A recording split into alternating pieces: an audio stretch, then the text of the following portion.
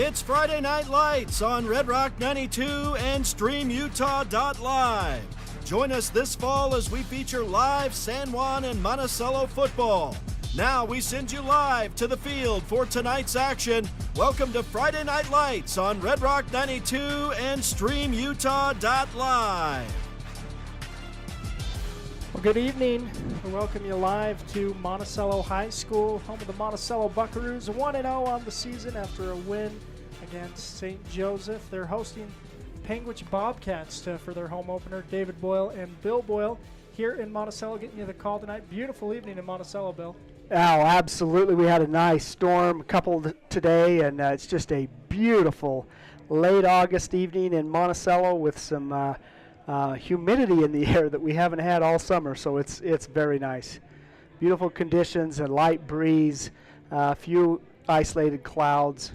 Anyway, it's just really nice, and we are hosting the Panguitch Bobcats in a football game. That's something that has never happened before in Monticello High School football history, is playing Panguitch. Panguitch, after 50 years of no football, has started up again.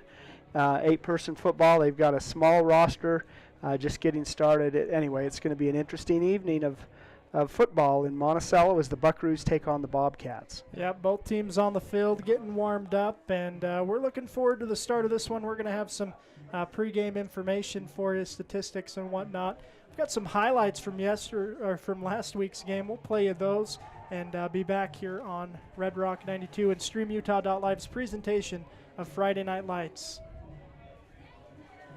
Kai surveys, gets the snap. He'll look to pass. He'll load up, throws to the end zone. Cash Young, got it. Oh, toe tap. Cash Young, cash money. 25-yard touchdown pass from Jackson Kais to Cash Young, who caught it in the last split inch of the back of the end zone. Really nice timing, nice throw, nice catch, nice footwork. 6-0 is our score. 8:27 remaining in the first quarter. Send Arturo in motion, fake, now a fake, and now a throw down to Tommy to the end zone. Caught over his shoulder, Tommy Morrison with the touchdown snag for the Buckaroos. Beautiful. We'll call that a 28-yard touchdown pass. There's back on his own 20. Here's a snap. Monticello is going to be close to blocking it. They are going to partially get it. And it's going to be recovered by Peyton Tapp. No, it's Cash Young. Cash Young into the end zone for the touchdown. Cash Young with the cash money play. Wow, what a play right there. It's a freshman, Hunter Roberts, on that reception for St. Joseph. St. Joe looking to pass. I'll throw deep and a play on the ball. Bean Rogers with the interception up the far sideline. William Rogers on the far sideline. He's got to cut up, and he's going to be tackled with 8 seconds left. Oh, no lights for the field. That makes sense. Here's a run up the middle. Landon Shumway runs over a player. Now another Landon Shumway still going. Oh, my goodness. Touchdown, Shumway. Look at the yellow drag. Holy cow. Landon Shumway trucking his way into the end zone. Are you kidding me? Man, he bowled over a few. Trips formation, tight trips formation to this near sideline. Guys will roll that way, look to throw, loads up for Cash Young, who will grab it in the end zone for 6. Cash Young with the grab. 7-yard touchdown pass from Jackson Kais to Cash Young. Gives the Buckaroos another score, and 41 seconds remaining in the third quarter. So we'll pitch it to Shumway. He'll go off the right side. Shumway makes a man miss. Now he'll cut back up. Shumway's still on his feet. Shumway going to go down all the way in for 6. Landon Shumway with the touchdown. Touchdown run by Landon Shumway. Boy, they just brought everyone in and pitched it to Landon. And well, we welcome you back. It's Friday Night Lights on Red Rock 92, StreamUtah.live. Monticello and Panguitch 12 minutes away from kickoff. Two teams facing off, and what should be a great home opener for the Monticello Buckaroos. Again, the Buckaroos come into the matchup 1-0 on the year. Panguitch, meanwhile, 0-2, including a big loss to Milford and then to Water Canyon. So Monticello, again, getting the win over St. Joseph. You just saw some of the highlights from that game. Let's take a look at that game. Leading the way for the Buckaroos on the ground was Landon Shumway, 162 yards on 11 rushing attempts, 2 touchdowns and a long of 60 yards. You saw that play just barely. Also leading the way, the Buckaroos, Jackson Kai is 9 of 23 in his passing attempts, 167 yards, 2 interceptions, 3 touchdowns, along of 33 yards, and sacked 1 time. Again, great game from Jackson, and spread the ball fairly well, getting it to a variety of players, including, let's see here, I thought I had those pulled I've up. got some of the individual things. Cash Young was scored 3 touchdowns in that game, had a Yep. tremendous game, including the first score of the season was just a beautiful 25-yard pass to the very back of the end zone from Kais to Young, and he caught it tiptoeing on the line. Yeah, He also, 4 catches for Cash for 48 yards and 2 touchdowns. You talk about that other one. and then he had a return of a blocked punt that he caught bouncing up. I'm just so intrigued by the shape of a football and what that means for bouncing, and Cash timed that one perfectly to get it on the run and go all the way into the end zone. It was 42-15 was the final score. A big win for the Buckaroos to open the season over St. Joseph Jayhawks. Yeah. Also pulling in catches for the Buckaroos, Tommy Morrison had 2 grabs for 60 yards and a touchdown. Arturo Gutierrez 2 catches for 40 yards, and Landon Shumway 1 for 19. As you mentioned, Bill, a blocked punt. That was blocked by John Lieber. We didn't quite get that on the broadcast, but it was Lieber that got his hands on that block. Very nice. And set up Cash very nicely for that return. Also, taking a look at stats, Lieber also led the team in tackles, 15 assisted, 3 solos for 18 total, 12 for Landon Shumway, including 5 solo tackles, 11 for Tommy Morrison. So that crew really making a lot of tackles. A couple of tackles for loss, John Lieber with 2.5, Tommy Morrison with 1, Seth Taylor and Landon Shumway each with 1.5. And yeah, great showing from the Buckaroos. On defense, that's where they really shone last week, and Coach Anderson in our pregame conversation talked about that. So that's a focus, is to continue to swarm to the ball like they did. They saw great success in that in their first game, and they'll look to improve some things on the offensive side of the ball as well. You know, when the first team defense was in, Monticello absolutely dominated last week. You know, you score 42 points, as the Buckaroos did, but still the overriding thing was this defense is really tough. They gave up a couple of scores late when the underclassmen were on the field, but anyway, it was just a dominating defensive performance in addition to an impressive offense performance for the Buckaroos. Yeah, getting the win, 42-15. Now we've got more for you in the pregame. We're going to take a quick break, hear from some sponsors, and be back on Red Rock 92 and StreamUtah.live. Ready to own a home across Utah or Colorado? The Britt Barton team at Primary Residential Mortgage, with over 30 years experience, delivers custom loans, great rates, and friendly advice. Sit with Britt and begin your journey today. Primary Residential Mortgage Incorporated is an equal housing lender, MLS number 3094.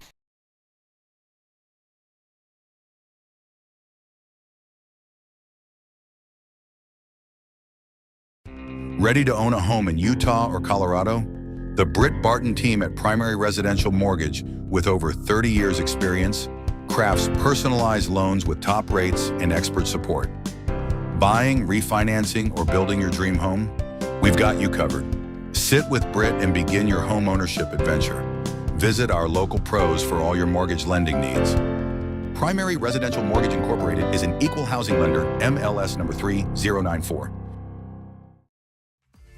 With over half a century of combined experience, Countywide Realty has guided more deals than any other local team. From farms and ranches to homes and land, no one knows San Juan County like Countywide Realty.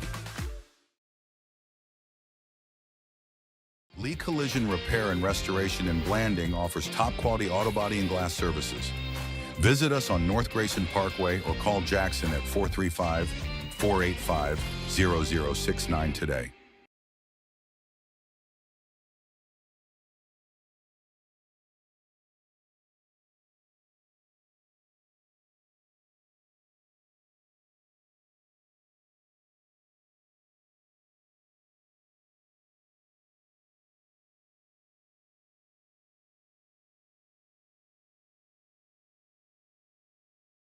Plant needs just 2.2 pounds of uranium to produce as much energy as 3 million employees, we're safely producing critical materials that support cleaner energy sources and a better planet for future generations.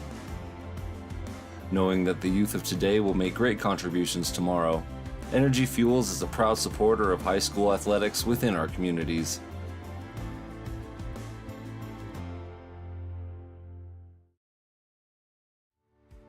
Pain or injury sidelining you? Precision Rehab restores you and your loved ones back to peak performance with physical therapy in Monticello, Blanding, Montezuma Creek, and Monument Valley. Covered by most insurances. Call 435-678-3869 or visit precisionrehabutah.com. Desert Rivers Credit Union offers mortgages, low fees, and great rates for all credit scores. Enjoy local service and a nationwide ATM network. Desert Rivers Credit Union, for people, not profit.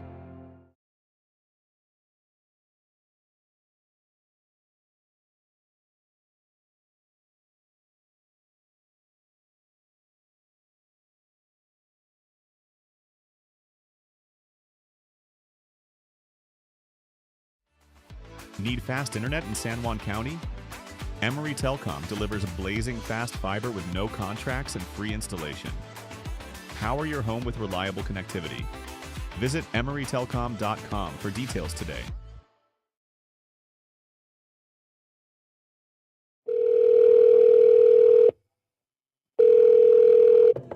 Hello, this is Dave's phone. Leave me a message at the beep. Hey, Dad. I just drove past the park you took me to on my 10th birthday. Remember how we fell into the stream? I just wanted to let you know I was thinking about you. Call me back. I love you. Reminding someone of their worth is suicide prevention. Learn more at liveonutah.org. For over 75 years, San Juan Health has offered top medical care in Blanding, Monticello, and Spanish Valley. Visit sanjuanhealth.org for our services. San Juan Health, chasing perfection since 1947. Blue Mountain Foods, Monticello's hometown grocer, offers fresh meat, deli, bakery, and curbside pickup. Check BlueMountainFoods.com for weekly specials. Open 7 a.m. to 9 p.m. at 64 West Center Street.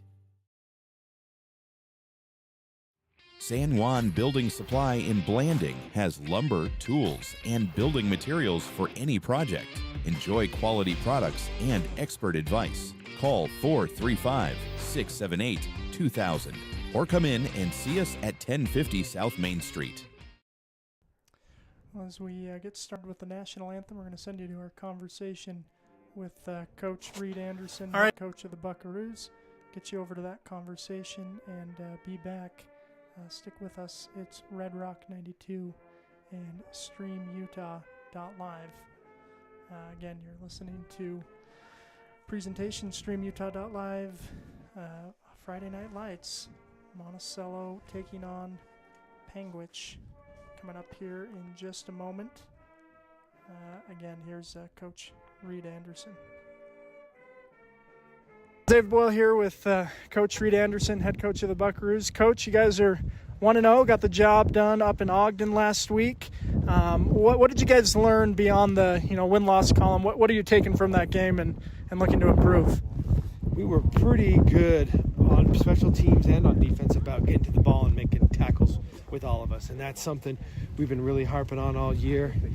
For the last 2 or 3 years, Coach Schneider was big on that, and these younger kids that are now seniors and juniors that have been doing that for 2 or 3 years, we started to see the benefits of that, of the habit of everyone getting to the ball. So that was a very positive thing we saw.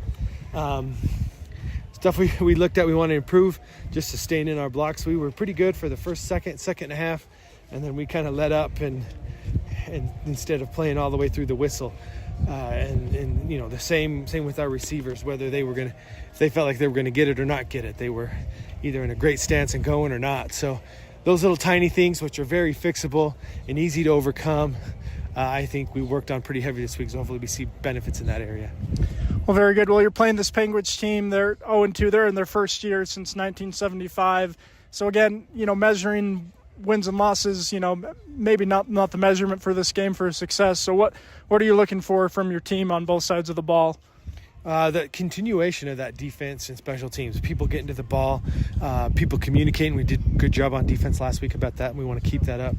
And then we want to make sure that we are sustaining. Like, if we look and we feel like we're kind of lackadaisical on blocking for each other, whether that's the running backs or receivers or line, then we want to make sure that that's there. And, of course, the quarterback's making sure they're doing their proper fakes and everything else.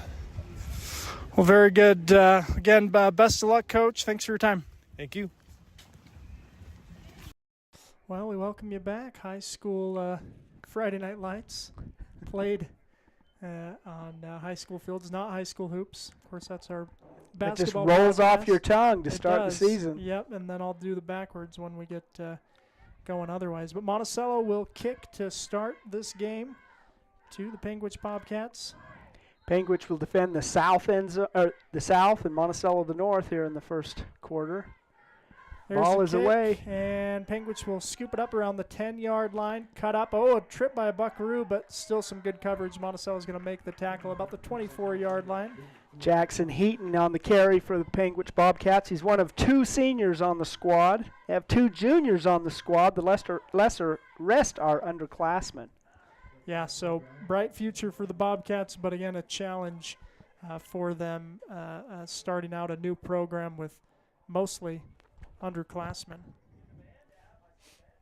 So 1st and 10 for Panguitch. They spot the ball at the 25-yard line. Monticello defense set. Panguitch getting their play call in. Again, a beautiful evening in Monticello. If you're not here, I feel a little bit bad for you, but we're glad that you've joined us either live or watching the replay. But to see this second game of the season and the home opener for the Buckaroos. So here's 1st and 10 for Panguitch. Heaton in the backfield gets a snap, hands up, and tackled in the backfield is the running back. Canyon Christensen back there, Tommy Morrison in as well, John Lieber. Usual suspects for They're the going to say there was a fumble and Monticello recovery. Oh, wow. I was wondering, they kind of jumped on the ball like that might have been the case. Yeah. But last week they had a bunch of fumbles that they didn't, they said were ground cause. So fumble recovered by Monticello. It's a really nice opening play by Canyon. He was back on the corner, and he was coming in right at the snap, and the Panguitch runner was met front, right, and left. Here's a snap, Kais. Oh, a miscommunication for the Buckaroos. They will get a handoff, and they're going to gain some yards on 1st down despite that. I believe that was Landon. Yeah, Shumway with the carry for the Buckaroos. Gain of 4 for Shumway on the first offensive play for the Buckaroos. Boy, Landon had a good game last week, and he just gained steam as the game went on, too. Yeah. Couple of touchdowns in the second half, and really looked good. Here's a snap. Kais will hand off again. This is Shumway. Jump cut, runs into contact, and carries a couple players for another gain. Looks like 6 yards and a 1st down. Landon Shumway getting it done on the ground for the Buckaroos. Buckaroos into the red zone, or I guess the orange and black zone. 1st and 10 at the Bobcat 13-yard line, it looks like. 2 receivers to the far side. Got a tight end on this near side. Send a man in motion, and they will fake a handoff one way, then the other to Landon. Landon's going to run over one player, not quite fully, and going to get a good gain, but a tackle made in the open field by Mason Meekum. Yeah, Mason Meekum, the freshman. Pretty good size there. Yeah. Stopped Landon after a gain of 4. It is the Landon show so far. Yeah, but not now. He's off the game. field. Miles Coleman something comes fixed with his helmet or something. So Miles Coleman, the running back for the Buckaroos. Ball at the 10-yard line. Here's a snap. Kais will look to pass. He'll load up, throw. He's got Tommy Morrison. Morrison cuts back inside and gets his way into the end zone. 4-6. Touchdown, Monticello. 10-yard touchdown pass from Kais to Tommy Morrison. It's good for the first score of the game. Just 9:48 remaining in the first quarter, and the Buckaroos are on the board. Yeah, let's see. We'll pull that replay up. Here's Guys rolling, throwing to Morrison. Morrison, nice cut, and we'll get up and in for 6. Southpaw pitcher and quarterback for the Buckaroos. Jackson Kai's extra point attempt is up and in. Good for Lieber, and Monticello up 7-0, 9:48 remaining in this first quarter, and couldn't have a better start if you're Monticello. Yeah, one play for scrimmage from Panguitch after receiving the opening kickoff. Yeah. They're behind 7-0. Yeah, Monticello getting it done early. We'll take a break here from a sponsor and be back on Red Rock 92 and StreamUtah.live.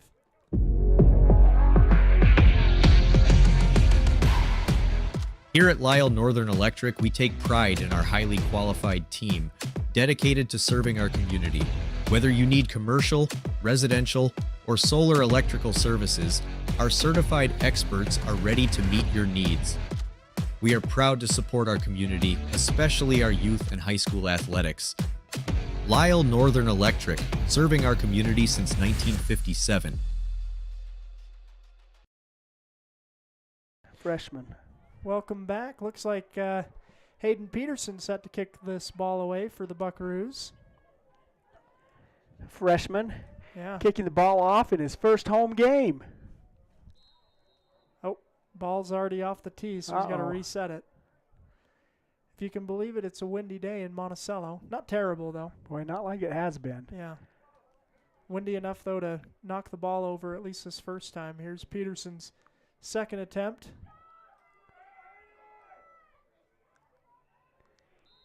There's the whistle. Here we go. Yeah. Here's the approach. 10 Short yards, kick. 20 yards, 25-yard kick. Oh, and up the middle, and Peterson makes the tackle. He's run over, but gets the tackle done, and doing everything there. Peterson making the kick and the tackle. All the way out to the 45-yard line. So good field position for the Bobcats. Yeah. Well, that was a nice hard run by the Bobcat, who picked the ball up and just ran full bore into Hayden, who brought him down. That was Cruz Spencer, number 21, another freshman. Again, good size for these underclassmen. Yeah. For Panguitch. Again, they're going to be coming along as a program, but having some growing pains, at least on this first series in Monticello. First play was a fumble for the Bobcats, but better field position for them to start. Monticello's defense looking to do what they did last time and get the ball back for their offense quick. Jackson Heaton, the quarterback, with High Cole snap, Fulmer. and he's just going to have to pull this in and try and run forward. He's going to lose a yard, maybe half yard. I think Tommy Morrison was the first one there, but there were a lot of Buckaroos who got there just about the time the snap did. Yep. It's going to be a loss of 1. Second and 11 for Panguitch. And 9:15 remaining in the first quarter. Monticello up 7-0 over the visiting Bobcats of Panguitch. Panguitch's got a tight end. They got 2 receivers split to the near side. Jackson Heaton takes Here's the snap. And good pickup of the blitz by Fulmer. Now rolling pass and caught. They're Nope, going they're to say no. incomplete. Back judge. had a Parker better view of Henry, it. the freshman receiver there, got it. Is right close to the ground. Yeah. But the back judge who was behind him was in good position, but said is no good. So incomplete pass on second down will make it 3rd and 11. Yeah, and I was impressed by Fulmer, the running backs, picking up John Lieber's blitz. John caused a lot of havoc in a backfield, and his good block and a good play all the way until not quite a completion. It's 3rd and 11 for Panguitch. Monticello's defense looking to bring pressure, looks like. And they'll time that. Canyon Christensen timed that as the ball was snapped. Great sack by Christensen. Huge loss on the play. Boy, Canyon's looking good. And we see they're sending the linebackers and the cornerbacks are just going full blast. Yeah, it's going to be a loss of 10 on that play, so it's going to be 4th and 21. Yep. Yeah, and again, Canyon just timed the snap perfectly. Yeah, I mean, he did. I mean, I thought he was maybe going to get an offsides, but he wasn't there. You know, you get count. familiar with the Yeah. cadence. You kind of see that later in the game. We're here early in the fourth quarter, and Canyon timed that just perfectly. Oh, the snap Ball's is over, back. and the punter is going to barely get it away, and now it's going to be scooped. Peyton Atathley will pick it up. Tommy Morrison got in there and hit the punter right as he was punting it away. The punt floundered, basically. Picked up there. Brought to us. So the second Buckaroo possession will also start deep in Bobcat territory. It looks like it's about the 12-yard line. And there you see on the replay, Monticello getting in the backfield off that miscue on the punt. Here's 1st and 10 for the Buckaroos.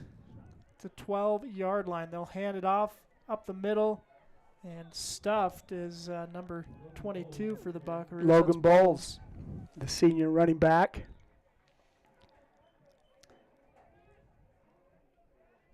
No gain on the play. Yeah. Make it 2nd and 10. Again, that I formation for the Buckaroos. Here's Kais. He'll pitch it now to Bowles. He'll go off the right side. Bowles. Boy, that was a nice play there by the lineman. Cole Fulmer. Yeah.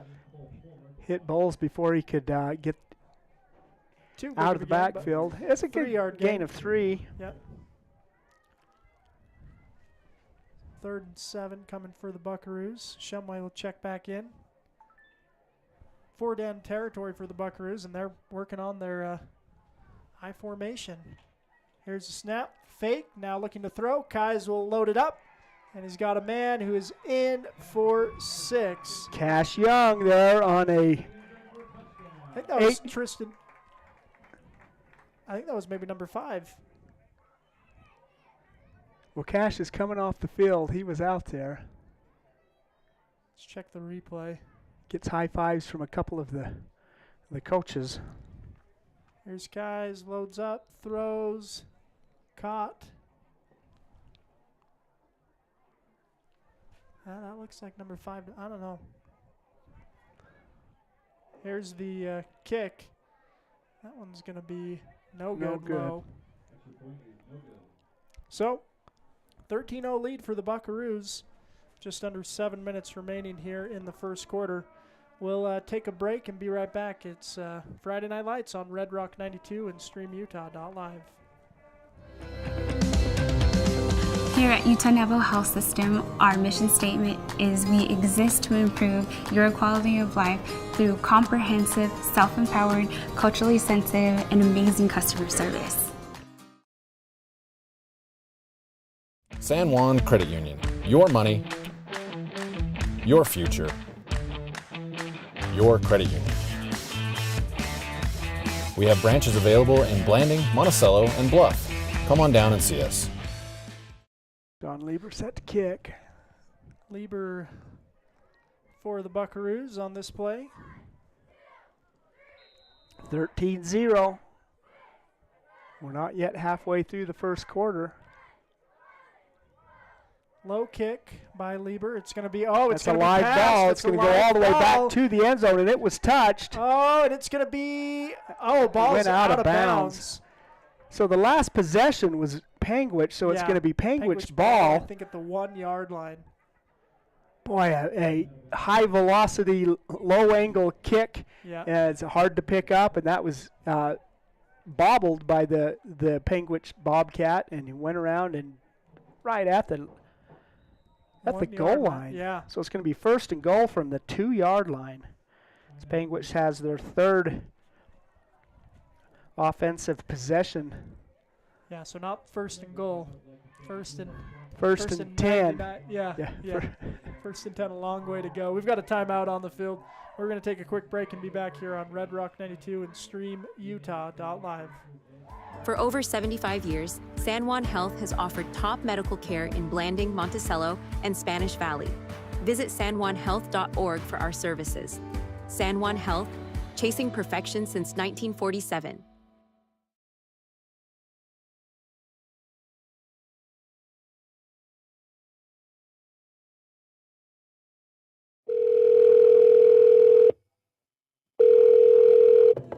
Hello, this is Dave's phone. Leave me a message at the beep. Hey, Dad. I just drove past the park you took me to on my 10th birthday. Remember how we fell into this stream? Need fast internet in San Juan County? Emory Telcom delivers blazing fast fiber with no contracts and free installation. Power your home with reliable connectivity. Visit emorytelcom.com for details today. All right, welcome back. There's a snap for Panguitch. And he is wrapped up in the end zone for a safety. That is a safety. And that's number 6. Cash Young. I think that's... There's that number 5. That's number 5. That's Tristan Burtonshaw. Yeah, that's true. Definitely Tristan Burtonshaw on that one. Another 2 points for the Buckaroos makes it 15-0. Boy, the Bobcat offense is set up to take a snap in the shotgun, and so it starts 2 or 3 yards behind the line of scrimmage, which put him in the end zone.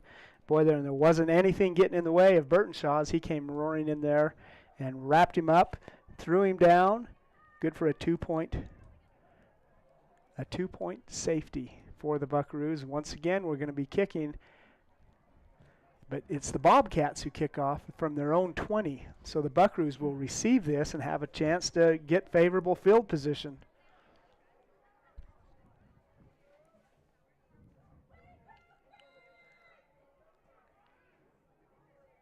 Short kick. Monticello doesn't need to cover it as it goes out of bounds. At the 44-yard line of the Bobcats, this entire first quarter has been played all in the south end of the field. Went out of bounds, so there'll be a procedure penalty. Yeah, you know what? And that was Burtonshaw on the touchdown earlier, Bill. He came out as the fullback on that play, watching that replay. Tristan Burtonshaw, the junior, puts a quick 8 points on the board. Yeah, great first quarter for Burtonshaw. Yeah, on both sides of the ball, too. Yeah. 6:51 remaining in the quarter.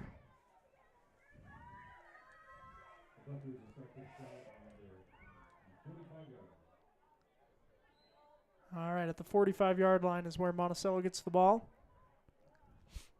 Seth Taylor, the center for the Buckaroos. Jackson Kai's in the shotgun. Yeah, 2 receivers split out. Here's a snap, pressure coming. They'll just hand it off to Landon Shumway, who gets a quick hitter, 6-7 yards on first down for Shumway.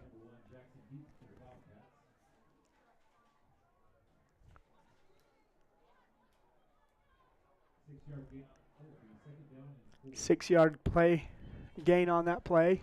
Take it down to the 39-yard line. 2nd and 4. Kai's once again in the shotgun with a single back behind him.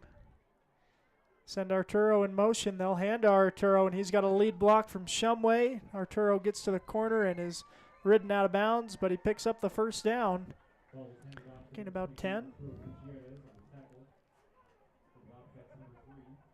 It's going to be a 9-yard gain for Arturo. Good for a 1st and 10. Last week when we played in St. Joe, it was a regulation 11-man width of a field. This is a 8-man width, and that has a difference when you're trying to catch a corner. Arturo got to the corner.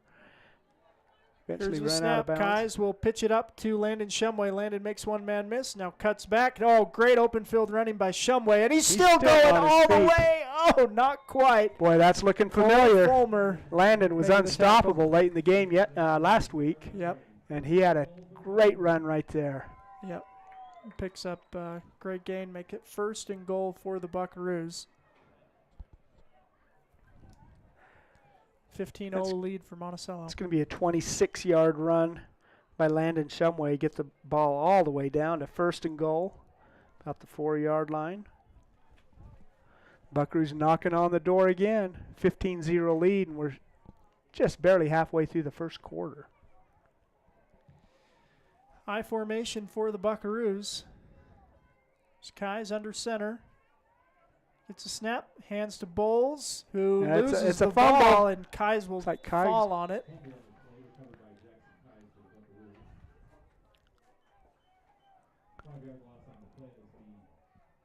So 2nd and goal at about the 9-yard line now. That's a 4-yard loss there on that play. Nice heads up for Kais to see that loose ball and fall on it. 2nd and goal from the 8, 4:49 remaining on the clock. Again, that I formation for the Buckaroos. Here's a snap. Kais will hand to Bowles again up the middle. Good hard running. Got the yards lost just about back.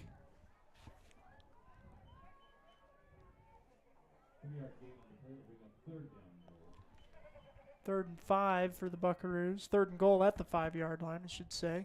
Arturo Gutierrez brings a play in. Out of the game. Noah Diltz, the sophomore. Oh, I guess Arturo didn't bring the play in because Kais is visiting with the head coach on the sideline. He comes in with the play. He's going to be alone in the backfield. Wide, yeah. 3rd and goal from about the 5-yard line. Here's a snap. Kais looking to throw. He will. 2 Bulls. It's going to be dropped, incomplete. Going to bring up 4th and goal. The 5-yard line. First incompletion of the game for Kais. Now they're bringing the tee on. John last kicked a field goal in Monticello's quarterfinal win against UMA Hillfield. So here's an opportunity for Lieber to add 3 points for the Buckaroos. I appreciate someone with bright white socks. It makes it easier to see who's out there. And John Lieber with his socks. Oh, they're going to get a jump from Panguitch. Half the distance to the goal.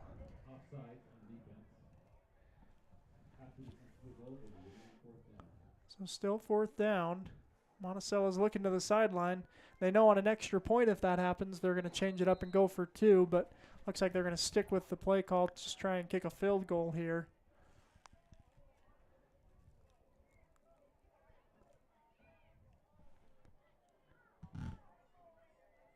Here's the snap low, and now it's going to be an opportunity for Bean Rogers. He's going to throw to the back of the end zone. It's going to fall incomplete, trying to find Hatathley. Turnover on downs, so Panguitch, that's a win for the Bobcats as they get the ball back. Last time they started a drive on the 1-yard line. Yeah. This time they'll start it on their own 2-yard line. That's an improvement. And I think Tristan Burtonshaw and maybe 7 other Buckaroos will be sniffing another safety is what they'd like to do. Yeah. You know, this is, you just see everyone, the Buckaroos are pinning their ears back and going full blast on just about every snap. If you can get a little bit of time, you may be able to find an open receiver for the Bobcats. Well, that was their one near first down pickup was a pass with the line and the running back trying to give the quarterback time to find a receiver. So 3:51 left in the first quarter. Another possession for Panguitch.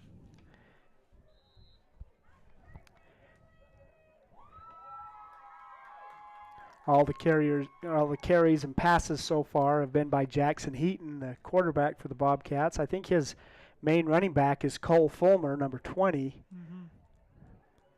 He's a great wrestler. Yeah. He scored several touchdowns in the earlier games. Here's a snap on first down. They'll hand off and hit in the backfield. It's going to be close again. I think that the official looks like he's spotting him still in the field of play. Boy, Heels.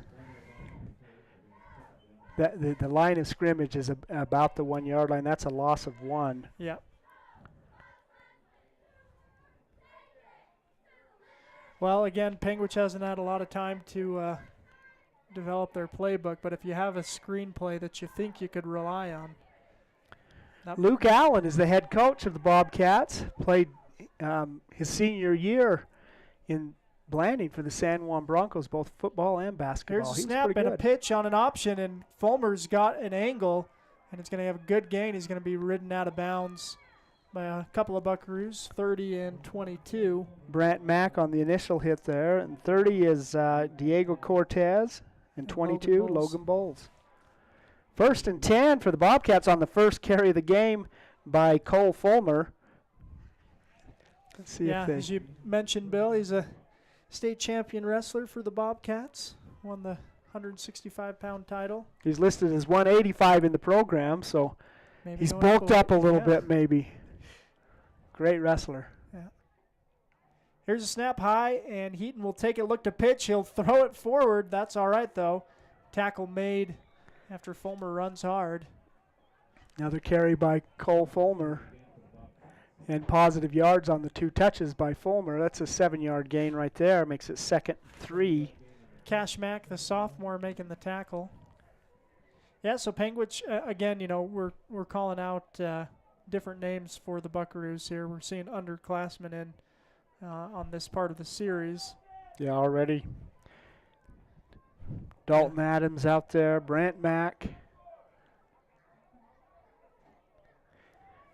Here's 2nd and 3 for Panguitch. 2 receivers and a tight end on the near side here.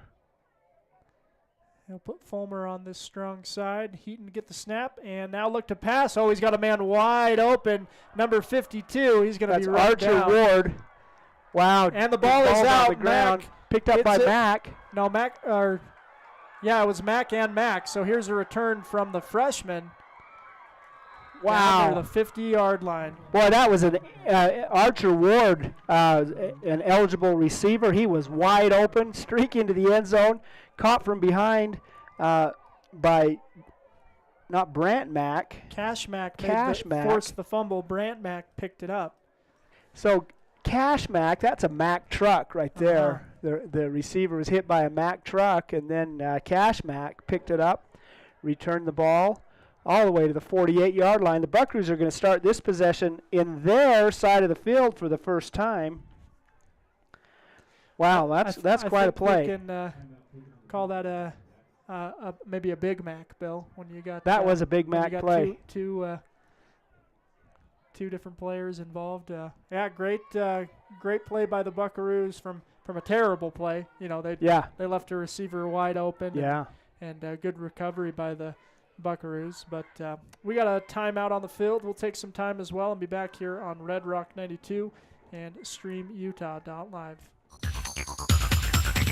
Empire Electric is excited to sponsor the student athletes of Monticello High School. We know sports help build athletes' character, and that carries over to the classroom. Empire Electric believes education opens opportunities, and we offer financial assistance to co-op members for higher education and vocational training. We also provide leadership growth opportunities for high school juniors through the Colorado Youth Tour and a leadership camp held in Steamboat Springs. Ask your counselor how to apply or check out eea.coop. Go Buckaroos!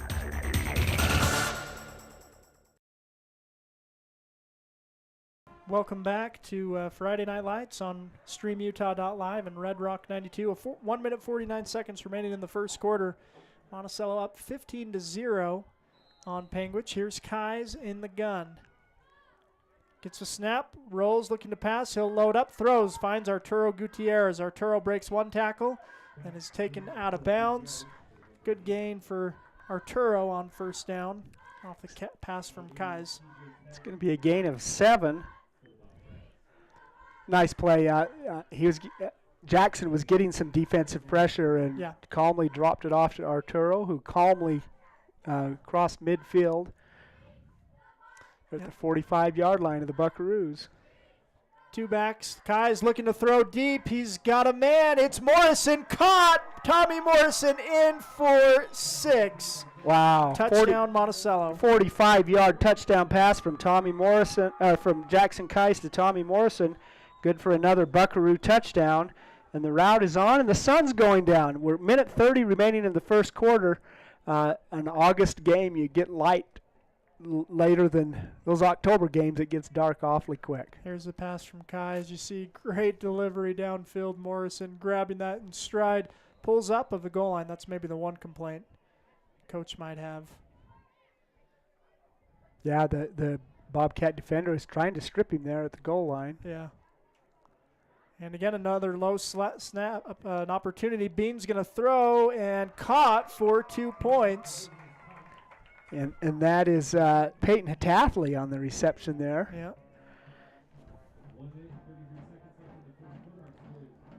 So, So 23-0. William Bean Rogers to Peyton Hataffley, good for 2. And a 8-point score right there makes it 23-0. We're still in the first quarter. Yeah, and that's one of those things too. I mean, this is a game that if you follow 8-player football, you may you expected that Monticello was probably going to get the win tonight. But man, talk about swing of momentum. Panguitch big completion, and maybe if more in stride, it's almost a big touchdown. Instead, it's a fumble, and then 2 plays later, Monticello scoring 8 points. And what a nice pass there from Kais to Tommy Morrison. They teamed together last week too, and boy, that was very nice. Panguitch Bobcats, very clear with a lot of underclassmen on this team. First year playing football in 50 years. Panguitch, who's won 11 straight all-sport competitions in 1A, is getting it handed to them in the early stages of their football program.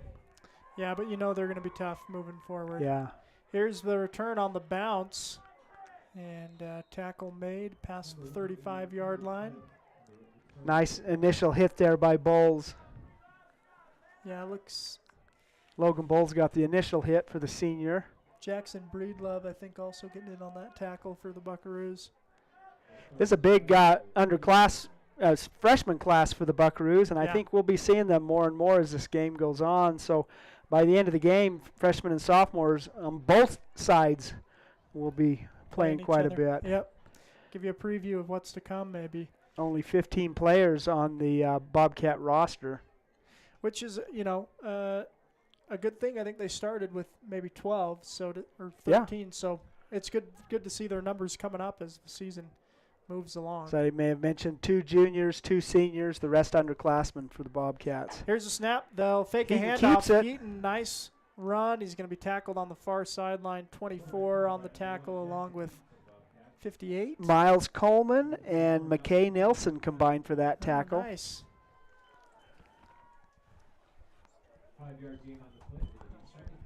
37-yard line to start that drive is the best field position that the Bobcats have had. It's going to be a 6-yard gain there on the keeper. Nice tackle there by Nielsen and Coleman, a couple of underclassmen.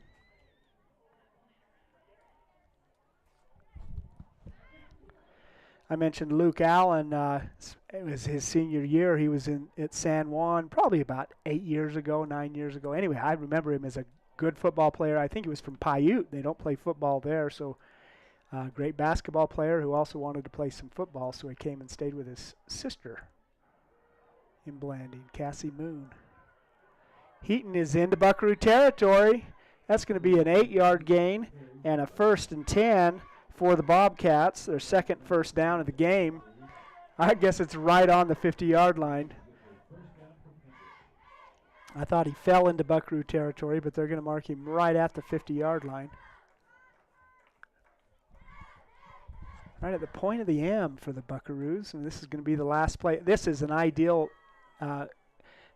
official situation because you only have to move the ball about 6 inches between quarters. 1 quarter of play, 23-0 is our score in Monticello. The Monticello Buckaroos lead the Panguitch Bobcats early in this 8-man football contest in Monticello. Very good. We'll take a quick break and be back here on Red Rock 92, streamutah.live. Planning a weekend project? Red's Ace Hardware in Blanding has paint, tools, grills, and yard supplies from top brands like Craftsman and Weber. Visit us for great deals and expert advice.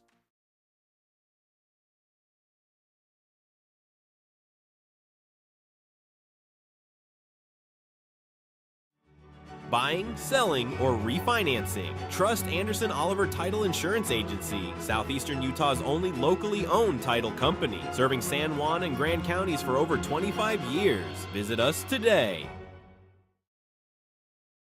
San Juan Credit Union. Your money, your future, your credit union. We have branches available in Blanding, Monticello, and Bluff. Come on down and see us. All right, welcome you back to Friday Night Lights on Red Rock 92 and streamutah.live. Glad you've joined us. And a 23-0 lead for Monticello as we get the second quarter started underway at the 50-yard line. 1st and 10 for the Panguitch Bobcats. They'll run an option, pitch it to Fulmer. Fulmer is going to be ridden out of bounds. Couple of Buckaroos.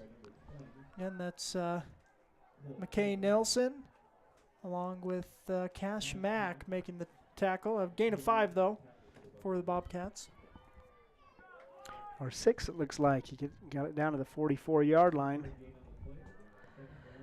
Positive yardage has come mostly at the feet of Cole Fulmer. Yeah, it's interesting. They've run that option a few times. That's not one you see as much in high school football, but it can be effective if it works well. Here's a snap. Heaton's got pressure immediately. He's going to be swung down for Dalton a Adams Dalton in there. Adams. Boy, he was in there quick, too, all the way back to the original line. Well, no, it's going to go back to the 48-yard line. So that is a loss of 4. Really nice play. Get in there quick by Dalton Adams, the defensive lineman, defensive end on the far side. It's got to feel good. Yeah. Ronnie Harris at the nose guard position. Avery Hedrick on this side of the defensive end. Yeah. Here's 3rd down coming for the Bobcats. And the snap, looking to pass. And a jump pass is going to be broken up. Wow. 2 Buckaroos were there to Cash Mack was right there and tipped it away. Diego Cortez wished he hadn't have been because he was just sitting there waiting for it. Yeah, I don't know who the intended receiver was, but there were a lot of Buckaroo linebackers just there waiting to pounce. Yeah. Incomplete pass makes it 4th and 8 from the Buckaroo 48-yard line. Looks like they're set up to punt. Monticello is not set to receive, though. And there's that punt gets away is Monticello. Oh, and they're going to just tackle him in the backfield. 16 and 44 back there for the Buckaroos. That's Adams and Avery Hedrick.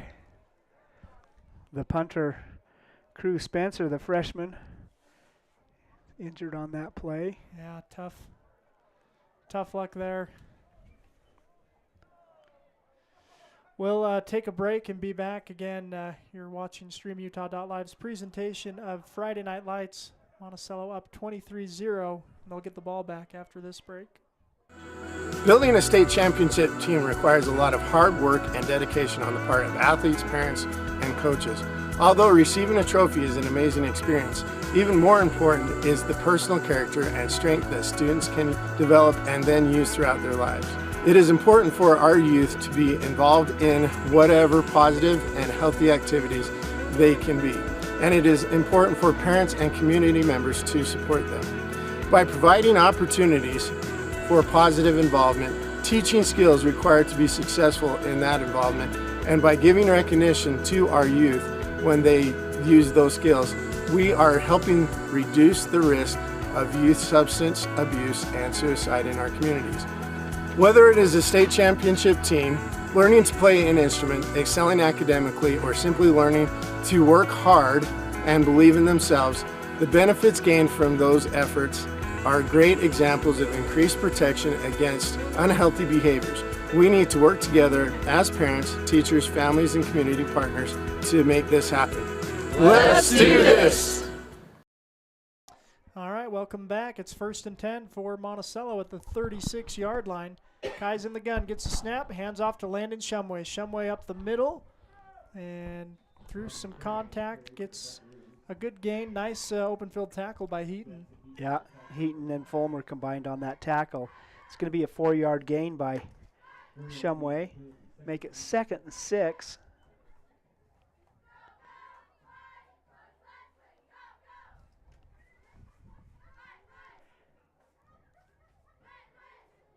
Second and 6 for Monticello. Here's Kais. Gets a snap low, fakes one handoff, then gives the other to Gutierrez. Arturo off this near side and gets a good gain. Archer Ward making the tackle for Panguitch. It's going to be 3rd and 2. That's a gain of 2 for the Buckaroos. They're getting down inside the 30-yard line. Getting close to scoring territory here.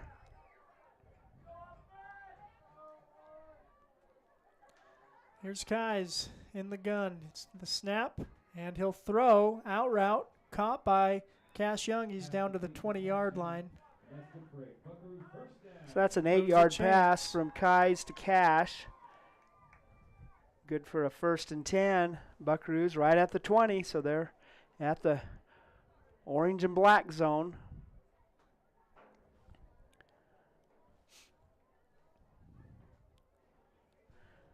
We say another beautiful evening in Monticello. Yeah. Quite often late in the season, I'm glad we're up here in the press box, but it may be nice to be out there in nature.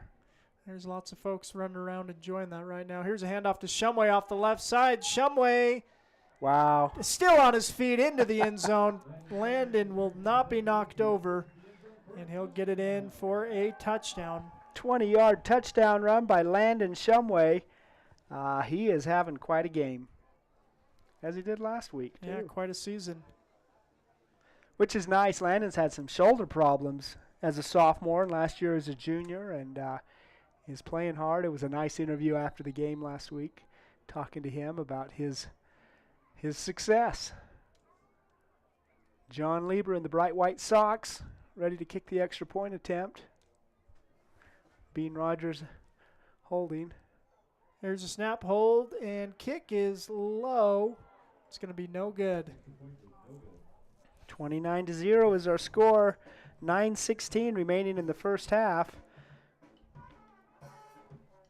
Yeah, Monticello rolling. 29-0 is the score off a 20-yard touchdown run by Landon Shumway.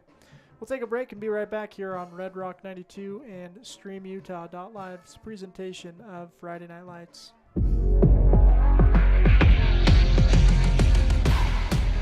Here at Lyle Northern Electric, we take pride in our highly qualified team, dedicated to serving our community. Whether you need commercial, residential, or solar electrical services, our certified experts are ready to meet your needs. We are proud to support our community, especially our youth and high school athletics. Lyle Northern Electric, serving our community since 1957.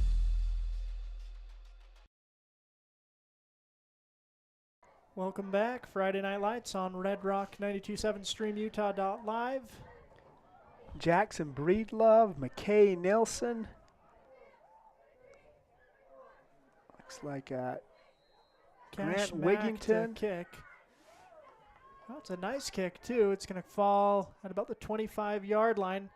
And tackle pushed out of bounds. It's 58. That's McKay Nilsson. McKay's had a really good defensive game. A couple tackles for the Buckaroos. McKay making the switch from cross country to football junior season and doing it pretty seamlessly. 1st and 10 for Panguitch. 9-yard kick return. Yep, ball to the 34-yard line.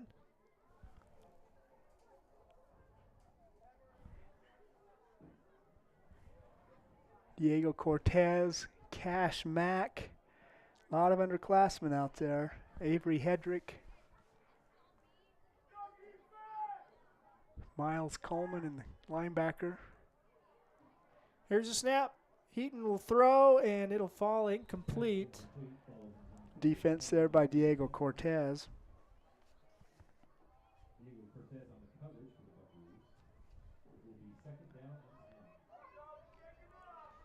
Heaton's just had one completion.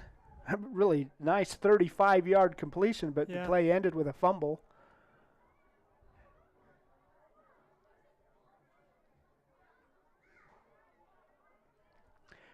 I mentioned before, Panguitch, 11 straight all-sport championships. They've just been dominant. They had 7 titles last year. Here's a snap low, picked up. Fulmer's just got to do the best that he can with it, and a host of Buckaroos got to pull him down. First one there is number 16, Avery Hedrick. Sophomore's having calling his name a lot. Yeah, coming off the edge and doing a good job. It's going to be a 4-yard loss on that for Fulmer. Make it 5-yard loss, 4-yard loss, 2nd and 14, 3rd and 14. Panguitch titles last year in baseball, boys basketball, girls track, boys track, volleyball, girls cross country, and wrestling. Man, that's a dominant year. And they were in the top 4 in 3 other sports: girls basketball, boys cross country, and golf. Here's a snap, and Heaton will look to pass. He's got time. He's going to throw across the middle, and catch made. Great grab. Tabs making the grab. Number 13, Breedlove there in the coverage. Yeah, Jackson Breedlove was right there. Did everything you could do except knock the ball loose. But, yeah, great pass, great catch, and brings up a 4th down for Panguitch, 4th and 5, coming near midfield. 8 minutes remaining in the first half.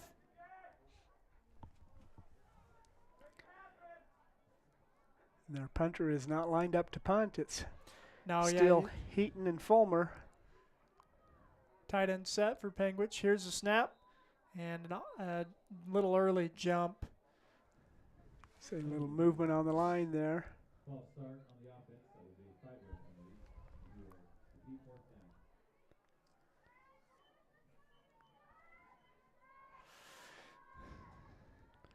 So relatively clean game so far. Very Yeah. few penalties. Yep.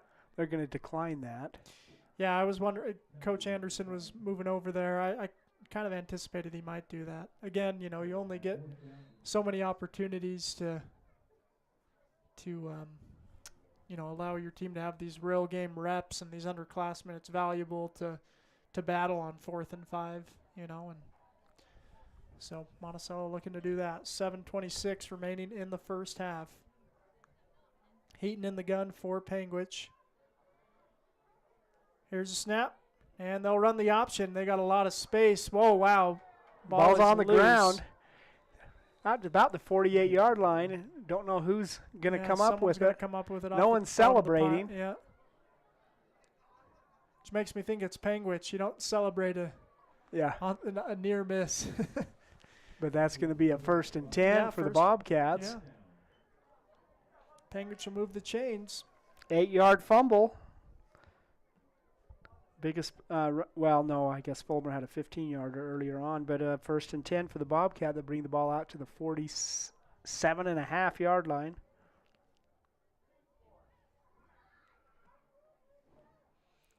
So first and 10. 9-yard play. So Heaton, boy, he was really drilled. Yeah. I don't know whether he fumbled it or pitched it to Fulmer right there. Yeah. It's right on the sideline and hard to see, but either way, the ball was on the ground, rolled forward, recovered by Panguitch, 1st and 10 for the Bobcats, near midfield. I'm going to give that to Heaton on a 9-yard gain. 1st and 10 for Panguitch, approaching midfield, and they trail 29-0 to the Buckaroos. Here's a snap. And looking to throw, Heaton will lob this one downfield. It's that same play, and same man making the catch. He's going to grab it this time. He's going to get in for 6. Touchdown for Panguitch and the Bobcats. 52-yard touchdown pass from Jackson Heaton to Archer Ward. Archer, the sophomore, with his 2nd reception. And this one goes all the way into the end zone. Good for a touchdown for the Bobcats. Yeah, and that's, 8-man football. You can wear number 52 and be eligible to catch passes. You can be seniors Seth Taylor and Peyton Atathley wearing 2 and 3 on the offensive line. There's numbers don't always match up. Anyways, great open field running by Archer Ward. Getting that catch, and this time he secured the ball and hustled into the end zone. I may be mistaken, but I think BYU's starting quarterback is number 47. 47, yeah. Freshman, true freshman. He was on a high school field this time last year. Crazy. Here's a 2-point conversion for Panguitch. Snap, fake, Heaton's going to keep it. Read option. Great run by Heaton. So the Bobcats on the board, not with 6, but 8 points here in the first half. 6:30 remaining in the first half, and score 29-8. Monticello leading Panguitch. We'll take a break and be back here on Red Rock 92 and streamutah.live. Ready to own a home across Utah or Colorado? The Britt Barton team at Primary Residential Mortgage, with over 30 years experience, delivers custom loans, great rates, and friendly advice. Sit with Britt and begin your journey today. Primary Residential Mortgage Incorporated is an equal housing lender, MLS number 3094. San Juan Credit Union. Your money, your future, your credit union. We have branches available in Blanding, Monticello, and Bluff. Come on down and see us. Welcome back. Friday Night Lights on Red Rock 92.7 streamutah.live. Panguitch on the board. Big, what was it, 54 yards? 52-yard touchdown pass from Heaton to Ward. Ward's second big catch of the night, and he carried this one all the way into the end zone. He wasn't going to fumble it, or he wasn't going to get tackled on that play. Yeah, good play, and then Heaton followed it up with a 2-point conversion run, and Panguitch set to kick it away to Monticello. See the Buckaroo kick return team out here. This one's short, and oh, it's on the ground. Coleman's got to grab it, and he will at about the 5-yard line. Now going up the far side. Now down the middle, and he'll be tackled near the 30-yard line. Boy, those squib-type kicks, just roll and roll and roll. You don't get in front of them. Only 8 players out there on the field, so there's some wide open spaces for kicks to roll. Travel. Of course, a kickoff, it's a live ball. Anybody can jump on it. I guess we found out last week at San Juan that a punt's a live ball if it doesn't cross the line of scrimmage, but that was the big play of the game. Here's a snap. Kais will fake one way, then hand off to Cash Young up the other side. Cash is going to pick up 10 yards and a first down. I guess we'll see the official spot. Looks to me to be very close. They're spotting at 9 3/4 yards. So second down coming for the Buckaroos. Kai's in the gun. He's got 2 backs with him. Sends a man in motion. Here's a snap. Looks to throw to that man, and it's Arturo. Arturo down the sideline. He's got a lot of space. He's going to be knocked out of bounds. About the 45-yard line. No one marked that spot. You're going to bring it out to the 44. Really nice play there. Nice throw. Yes. By Kais to Gutierrez, who caught it right in stride, streaked down the sideline. That's really a nice play there. Yeah, and if we were playing this game in Ogden, he maybe had a little bit more field to be gone. 18-yard first and 10. Here's a snap, hand to Landon Shumway. Landon patient, and Fulmer will come up and make the tackle. Landon is waiting for some blocks to develop downfield, and will gain nice 2 yards, but he was looking for more. Second and 8 for the Buckaroos. Because Panguitch hasn't played football doesn't mean members of their school have not played. 2 key members of the Beaver Beavers are from Panguitch, the Albrecht brothers. Hard count from Kais, and they'll take the easy 5 yards.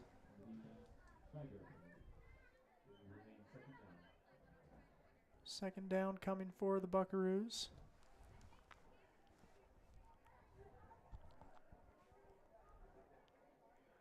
Hard count Kais. That's what we're going to have to start calling him. Yeah. 5:22 remaining in the first half. 29-8 is our score. Monticello Buckaroos lead the Panguitch Bobcats. Here's a snap. Kai is looking to throw. He'll throw a quick hitter, and it's going to fall incomplete. Kais to Tommy Morrison. Couldn't complete that one. It's going to make it 3rd and 4. Incomplete pass there. Really a nice throw, nice movement on it. Just wasn't able to bring it in. 3rd and 4 coming for the Buckaroos. Kai's in the gun, gets the snap, And we'll hand off. Good running by Arturo Gutierrez following his blocks. Now he's down the far sideline, cuts back, and he's going to get into the red zone. Big run from Gutierrez. Boy, that was a nice run by Arturo. He waited, and then cut back, and from the 37 all the way to about the 6-yard line, so a 31-yard run by Arturo Gutierrez. First and goal for the Buckaroos. And again, Monticello in that I formation. Here's Kais, pitches it. And Arturo going to follow his blocks, this time all the way in for 6. Touchdown for Arturo. 6-yard touchdown run by Arturo Gutierrez. I like the way he runs. He's a smooth runner. He's a quick runner. And again, that cutback on that last play was just excellent. Yeah, here's the replay for Arturo. Gets the pitch, follows his blocks, cuts up, and in for 6. 35-8 is our score with an extra point pending. 4:25 remaining in the first half. Here's the snap. Hold, kick, and a little kicks low again. So, 4:25 remaining in the first half. It's a 35-8 lead for the Buckaroos over the Panguitch Bobcats. And been some fun footballs thus far, Bill. Yeah, it really has. Monticello really able to work on their offense. The underclassmen will get a lot of good play in the second half here, but timing is so important, and it looks like the Buckaroos are working on that and having some success with it. We'd like to thank our sponsors, including Westcott Motors, providing San Juan County with quality, affordable vehicles. You can view their inventory at westcott-motors.com. Napa Motor Parts, get everything you need at their stores in Monticello and Blanding. Flights Gymnastics is a proud supporter of local sports and a great start for your kids. Diamond Designs, a wide variety of quality products, and they can personalize them all. San Juan Pharmacy, serving San Juan County and supporting local teams for decades. Dependable Auto Repair. Brad Stoddard and his crew can get the job done at Dependable Auto Repair in Monticello. Jones and DeMille Engineering, from infrastructure to quality of life, they are engineering the future of rural communities. Four Corners Regional Care Center, Crowley Construction. We thank our sponsors, and we hope that you'll support them like they support these kids and the programs. Love to see it. Here's a boot from Cashmack, going to go high in the air and grabbed by Ward, and he'll run over a couple of Buckaroos with a little head of steam. Good tackle, though, by McKay. McKay Nelson. Hedrick. Yeah. McKay Nelson and Hedrick. We may be hearing that team up here for quite a while. Yeah, McKay's a junior. Yep. Hedrick is a sophomore.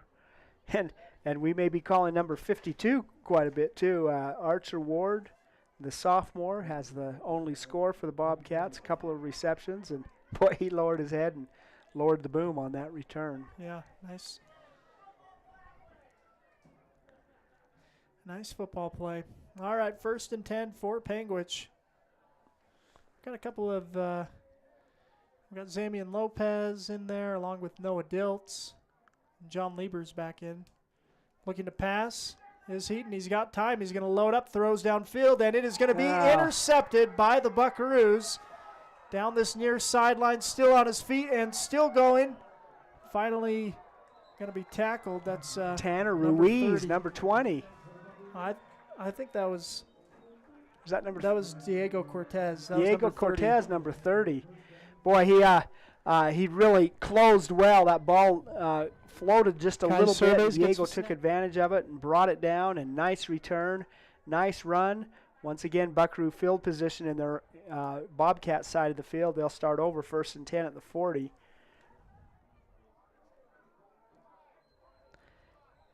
Diego Cortez with a nice interception and a nice run afterwards. Once again, put the Buckaroos in the position they'd like to be. 4:06 remaining in the first half. 35-8 is our score. Take a break and be right back. It's StreamUtah.Live's presentation of Friday Night Lights. San Juan Public Health in Blanding offers vital records, immunizations, WIC, and health education. Protect your family's health with our services. Visit 735 South 200 West or call 43558733838.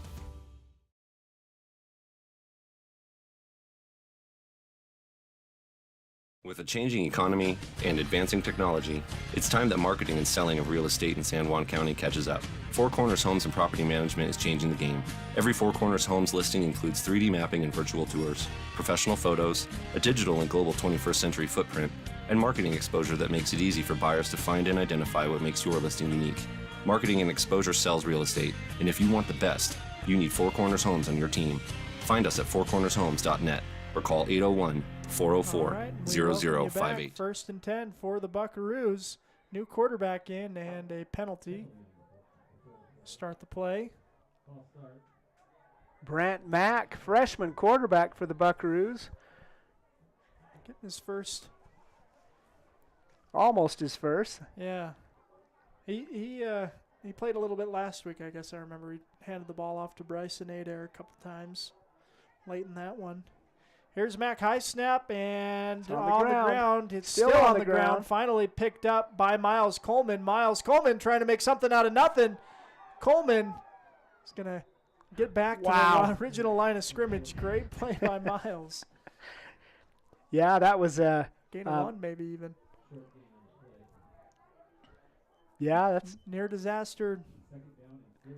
1 yard gain for Miles Coleman, and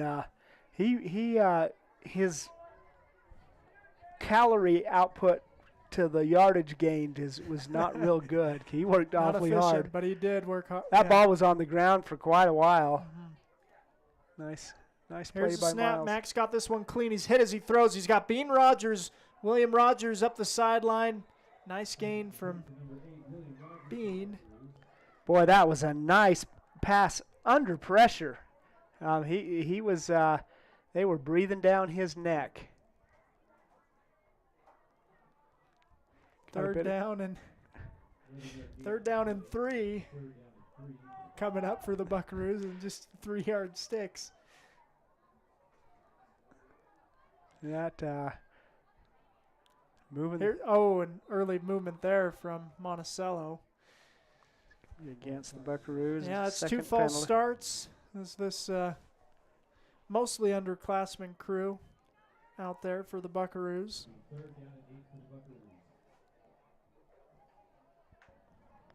Brant Mack, just a freshman. Junior high had a good season last year, and this freshman class is excited about the future. Yep. 3rd and 8 for the Buckaroos. Here's Mack, gets the snap, and will hand off. Ball is on the ground and scooped up, covered up by Cash Mack. So loss on the play. Injured Bobcat. 4th and long. Again, we don't see a lot of opportunities sometimes for Monticello to put out their varsity punt team, so I wonder if we'll see that. But it's going to be after a break as we've got an injured Bobcat on the field. We'll take a break and be back here on StreamUtah.live. Presentation of Friday Night Lights. Leak in Blanding offers top quality auto body and glass services. Visit us on North Grayson Parkway or call Jackson at 435-485-0069 today.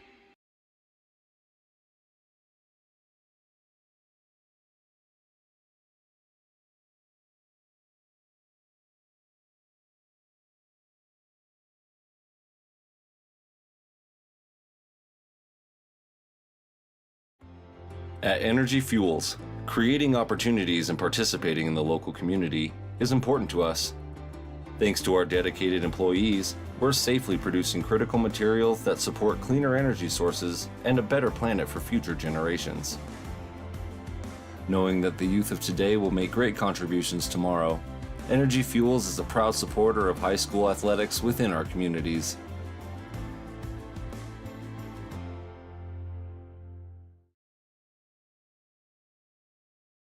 Welcome back. Archer Ward for Panguitch up and off the field on his own power.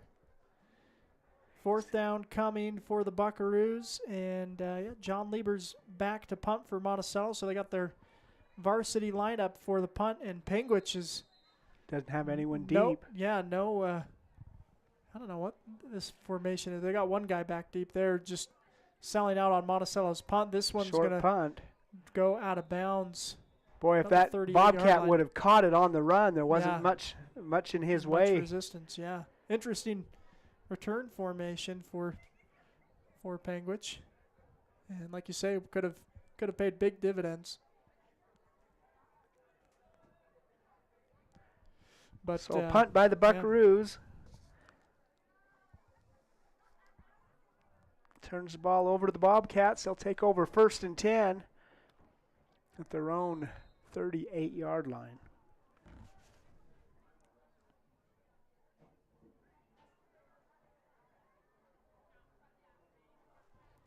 Yeah, 1st and 10 for Panguitch. Now they're getting their play in. They're getting their 8th man in, maybe. I'm not sure, but play's coming late. Parker Henry, 120-pound freshman, brings the play in. Getting a lot of freshmen and sophomore out there for the Bobcat.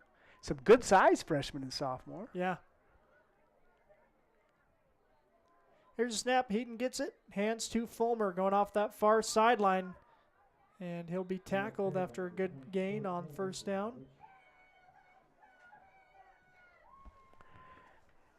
Nice run by Fulmer there. It's going to be good for a gain of 8.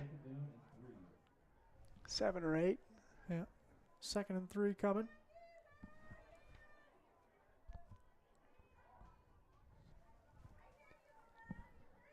Minute 30, 90 seconds remaining in the first half. Bobcats getting close to the Buckaroo side of the field here. 2nd and 3. Here's a snap, looking to pass. They'll throw and falls incomplete. Pass. Good coverage from Coleman. TJ Tebbs, the intended receiver. So Panguitch kids who wanted to play football, since they didn't offer it, they could go to another school that does, and we have several Bobcats who've played for the Beavers. Tebbs is a Bryce Canyon name.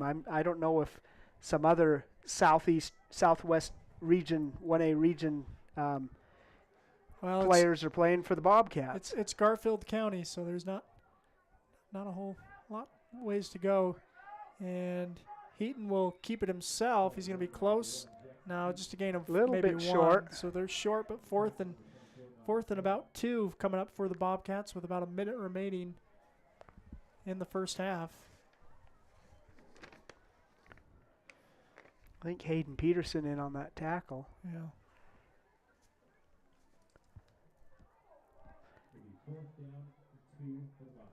So 4th and 2 coming for Panguitch. Clock is stopped as they went out of bounds. Minute 5 on the clock. 35-8 our score. Heaton in the gun. Gets a snap. Fakes the handoff. Keeps it himself. And he's going to get the first down. And more. He's down the sideline. He's pushed out of bounds by Bean Rogers. And pushed out of bounds. That's what Panguitch needed, too, is they're now a minute to go. They want to get on the board one more time to end the half. 16-yard run there by Heaton. Good for another 1st and 10 for the Bobcats. They've got 4 1st and 10s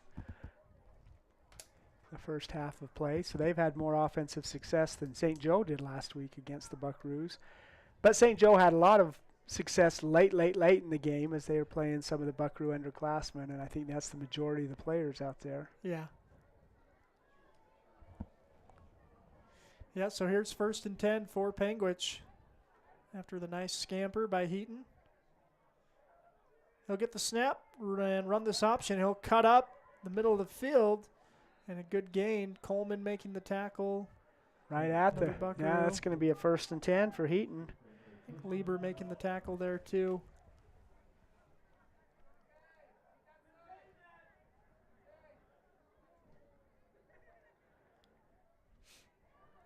.45 seconds remaining in the half. Panguitch is knocking on the door. Yeah, they're close to scoring territory at the 26. Here's Heaton, gets a snap.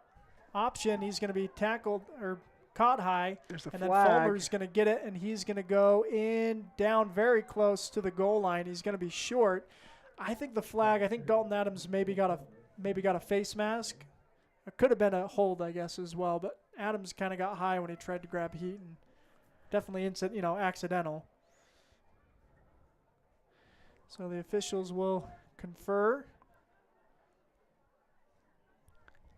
I know Panguitch has used a couple timeouts. Yeah, you're right. It was incidental face mask. That should stop the clock then, I guess. So, yeah, everything's working out pretty well for Panguitch. Consider, on this drive. They're going to have to be quick with their play calls, though, if they don't score here.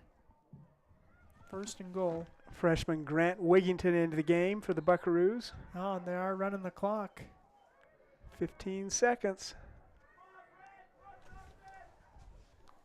Down to 10. Here's Heaton getting the snap. Hands to Fulmer. Hitting the backfield. Still chugging along. It's going to be close. He's going to fall forward. They're going to stop to spot it. That'll end the half. Clock ends. Wow, they needed 1 yard. I think they got 9.5 inches. Wasn't quite there. Really nice effort by Fulmer to they're spotting the ball. They're not sending him off the field they're yet. saying there's 2 seconds. Yeah, they blew the whistle to mark the ball and check. So I think that makes sense. So it makes sense that Panguitch, could get a timeout in. So 2 seconds. You like what you've done if you're Panguitch so far in this drive. And again, Monticello's underclassmen looking for another opportunity to try and get a stop. But Heaton and Fulmer, the 2 seniors on the team, are combining. They're a pretty good little backfield and figuring out how to get that ball moving. And, boy, they're right on the goal line right now. This will be the last play of the half, apparently. And Panguitch desperately wants to score, and the Buckaroos would just love to deny them that. Still a lot of the underclassmen out there. For Monticello, they get a pep talk from the coach and run out there. This will be the last play from scrimmage of the half. Here we go, 2nd and goal. Ball at the 1. Heaton gets a snap. He'll keep it himself, and he's going to fall across the goal line in for 6. Panguitch once again on the board. Makes the score 35-14. And point after try coming.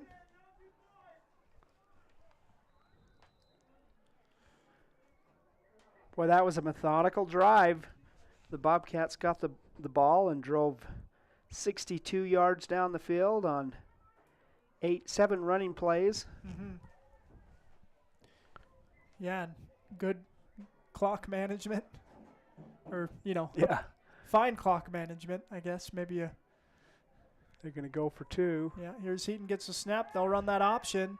And he is going to get in for another 2. Another 2-point conversion. Yeah, so 35-16.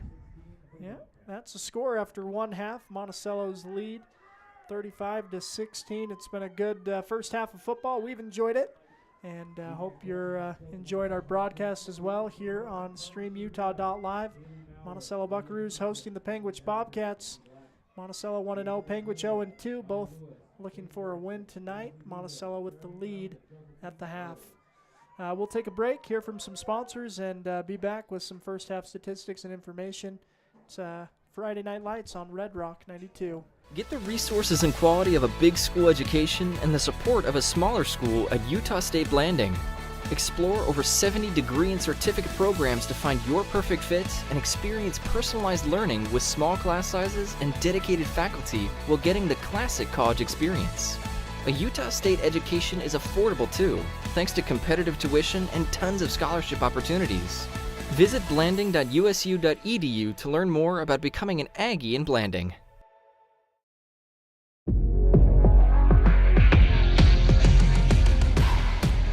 Here at Lyle Northern Electric, we take pride in our highly qualified team. dedicated to serving our community. Whether you need commercial, residential, or solar electrical services, our certified experts are ready to meet your needs. We are proud to support our community, especially our youth and high school athletics. Lyle Northern Electric, serving our community since 1957. Buying, selling, or refinancing. Trust Anderson Oliver Title Insurance Agency, Southeastern Utah's only locally owned title company, serving San Juan and Grand counties for over 25 years. Visit us today.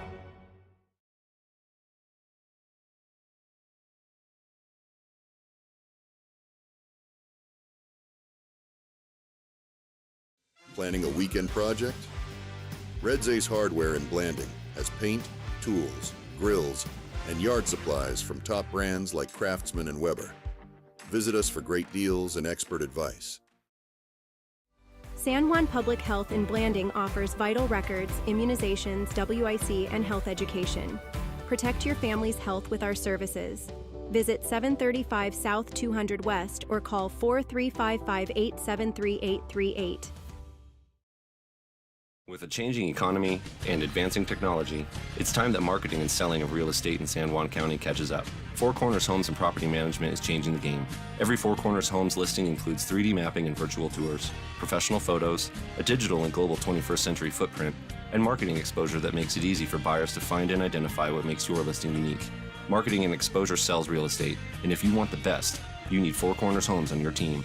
Find us at fourcornershomes.net or call 801-404-0058. Empire Electric is excited to sponsor the student athletes of Monticello High School. We know sports help build athletes' character, and that carries over to the classroom. Empire Electric believes education opens opportunities, and we offer financial assistance to co-op members for higher education and vocational training. We also provide leadership growth opportunities for high school juniors through the Colorado Youth Tour and a leadership camp held in Steamboat Springs. Ask your counselor how to apply or check out eea.co. Go Buckaroos! All right, welcome you back to Friday Night Lights on Red Rock 92 StreamUtah.live. We are at halftime. Monticello leading the Panguitch Bobcats 35-16. Taking a look at some other scores in 8-player football in the state of Utah. And San Juan County teams in action. Utah Military Academy at Hill Field leads Monument Valley 32-0. But the Whitehorse Raiders leads Utah Military Academy Camp Williams 20-6. So a good game going on there. So a good start to the season for Whitehorse here in the first half of that game. Taking a look elsewhere, there's a big cross-country race happening today at Monticello at the Lloyds Lake Classic. Got a couple of results, local teams finishing second. Well, let's just go all 5 places, shall we? Central High School out of Grand Junction winning the girls varsity race. San Juan's finishing second. Provo High third. Whitehorse fourth. Monticello girls fifth. And leading the way, Sincere Nez finishing in second of local runners, finishing a time of 20 minutes, 24 seconds. Carrie Martin, the junior, improving her time from last week. She ran a 20:51 to finish in third place.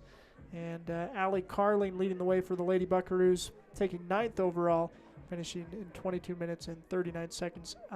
Ada Lyman finishing in 10th, 22:50 seconds in her run for the Lady Broncos. Taking a look at the boys varsity, Central High School again winning the race for the boys varsity. San Juan finishing second, Grand County third, Monticello fourth, Dolores fifth, Provo sixth, Whitehorse seventh. And good competitive race. River Shaw leading local runners, finishing fourth for Grand County. Rosendo Martin finishing fifth for San Juan. Platt Lyman finishing seventh. Oh, sorry, let me give you their times. River Shaw 16:57, Martin 17:06, Lyman 17:19. Cooper Nilsson for Monticello finishing in 17:47, 2 seconds ahead of sophomore teammate Eli Carling in 17:49. Ethan Begay, the first finisher for the Raiders, finishing in 18 minutes and 13 seconds. And yeah, good effort there. Josiah Geip of Monument Valley, the first Cougar to cross the line, and some fast running for those varsity athletes at Lloyd's Lake. Good race and nice start to the season for the Raiders. And Buckaroos and Broncos and Red Devils as they all take on each other at that Lloyd's Lake Classic. Once again, we are at halftime. Monticello leading 35-16 over the Panguitch Bobcats. Again, in other scores, Whitehorse leads Utah Military Academy Camp Williams 20-6, and Utah Military Academy Hillfield leads Monument Valley 32-0. Take another break and be back with first half statistics here on Red Rock 92 and StreamUtah.live. San Juan Building Supply in Blanding has lumber, tools, and building materials for any project. Enjoy quality products and expert advice. Call 435-678-2000 or come in and see us at 1050 South Main Street. Blue Mountain Foods, Monticello's hometown grocer, offers fresh meat, deli, bakery, and curbside pickup. Check BlueMountainFoods.com for weekly specials. Open 7 a.m. to 9 p.m. at 64 West Center Street. For over 75 years, San Juan Health has offered top medical care in Blanding, Monticello, and Spanish Valley. Visit sanjuanhealth.org for our services. San Juan Health, chasing perfection since 1947. With over half a century of combined experience, Countywide Realty has guided more deals than any other local team. From farms and ranches to homes and land, no one knows San Juan County like Countywide Realty. Ready to own a home across Utah or Colorado? The Britt Barton team at Primary Residential Mortgage, with over 30 years experience, delivers custom loans, great rates, and friendly advice. Sit with Britt and begin your journey today. Primary Residential Mortgage Incorporated is an equal housing lender, MLS number 3094. Lee Collision Repair and Restoration in Blanding offers top-quality auto body and glass services. Visit us on North Grayson Parkway or call Jackson at 435-485-0069 today.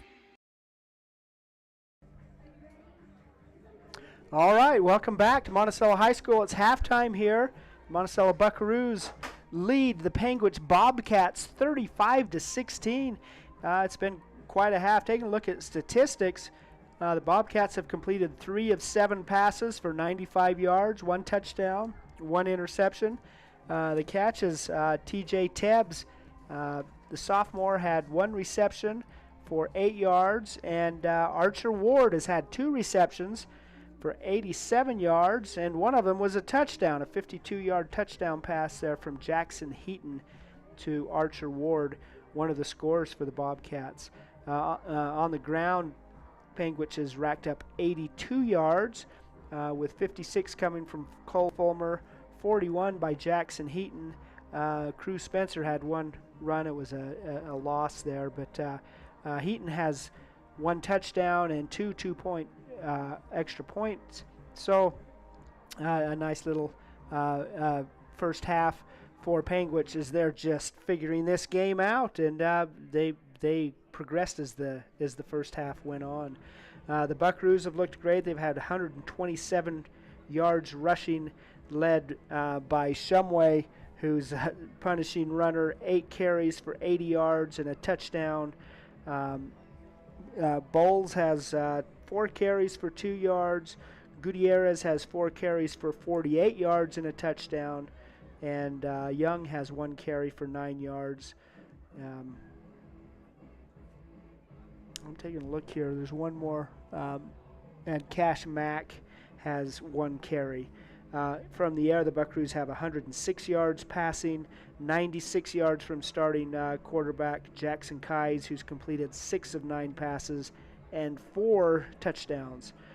Great first half there by Jackson, and I don't know if we'll see him much in the second half. Coming off the bench, Brant Mack, the freshman, completed 1 pass for 10 yards. From the receiving side, Tommy Morrison has led the way with 55 yards on 2 catches and 2 touchdowns. It looks like Bean Rogers has 1 catch for 10 yards. Tristan Burtonshaw has 1 catch for 8 yards and a touchdown. and Gutierrez has 2 catches for 25 yards and a touchdown. So really a pretty dominating performance by the Buckaroos. Cash Young, 1 catch for 8 yards. So score 35-8 here at halftime in Monticello. The teams aren't back out on the field yet fully. So we're going to have a bit of a break. We'll go to commercial. We'll come back for the second half. We're so glad that you've joined us here on streamutah.live and our presentation of Friday Night Lights. Our sponsors, and we've got a lot of them, and we'll hear from them more as the game goes on, but they include Crowley Construction, dirt work, road construction, driveways, any job, big or small, give them a call. Four Corners Regional Care Center, a skilled nursing and rehabilitation facility in a comfortable caring setting. Jones and DeMille Engineering, from infrastructure to quality of life, they are engineering the future of rural communities. Dependable Auto Repair, Brad Stoddard and his crew get the job done at Dependable Auto Repair in Monticello. San Juan Pharmacy have been serving San Juan County and supporting local teams for decades. Diamond Designs, a wide variety of quality products, and they can customize and personalize them all. Flights Gymnastics, a proud supporter of local sports and a great start for your kids. Napa Motor Parts, get everything you need at their stores in Blanding and Monticello. And Westcott Motors, providing San Juan County with quality, affordable vehicles. You can view their inventory at westcott-motors.com. Anyway, glad you're with us. Let's hear some commercials and we'll be right back.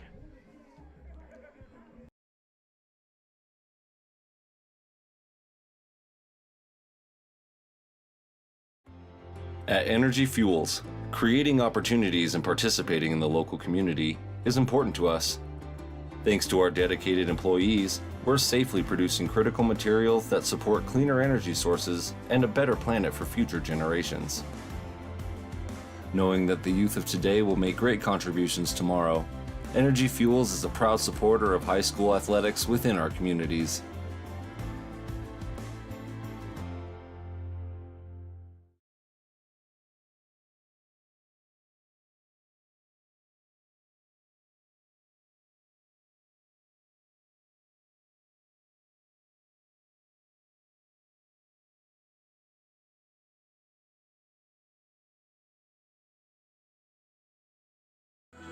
Building a state championship team requires a lot of hard work and dedication on the part of athletes, parents, and coaches.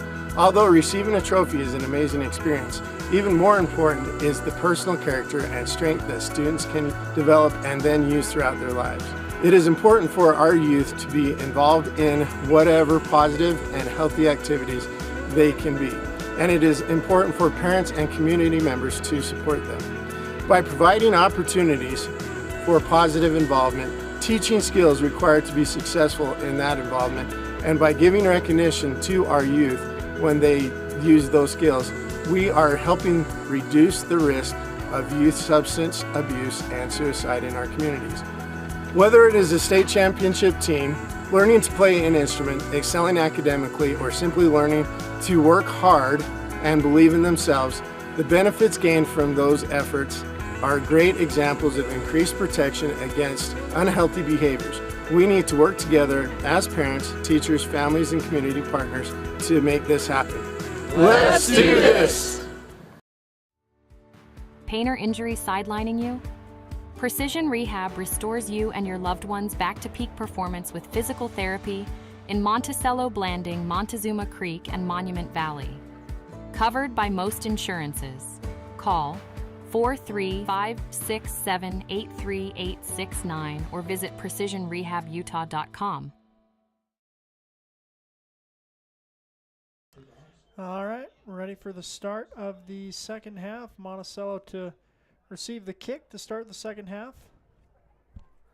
And they lead Panguitch 35-16, so we're 16 points away from a running clock, so we're going to get some second half football. And it'll be interesting to see which units we see out there for the Buckaroos. They, in the first quarter, started playing their secondary defensive unit and then even started their secondary offensive unit for a series or two. So Panguitch playing well in their third game since 1975. And again, it's a program that'll do well with time. I know as long as Mr. Houston is coaching those kids in the weight room, they're eventually going to catch up. Yeah. Yeah, and it just takes time to build a program, and you've got the returning state champion baseball team, and you've got your football players really contributing at Beaver High School this year. So these underclassmen, that's really the future of this program, and they're getting some momentum. It'll be interesting to see if they're as dominant in football eventually as they are in just about everything else they try. Here's the kick, and it's going to be scooped up by the Buckaroos. Back deep, that's Miles Coleman trying to find this near edge. Little stutter step, now cuts back up. Coleman still on his feet. Coleman still going down the sideline. Wow. That's going to be a touchdown for Miles Coleman, the sophomore, on the return. That's about an 83, 84-yard touchdown return. Was there a flag? Oh, there's a flag on the field. Oh, coming back. Just right where he was dancing up the sideline. Really some nice hesitation moves and a cutback. But they're going to call against the Buckaroos on that return, is going to bring the ball back. Nice run, though, there by Miles Coleman. Really showed some good open field running there. Yeah, so there you can see some of that final part of the run. But, yeah, it's going to come back. And Monticello's offense will try and do what Coleman did over the course of a couple plays, trying to get into the end zone. 35-16 is the score.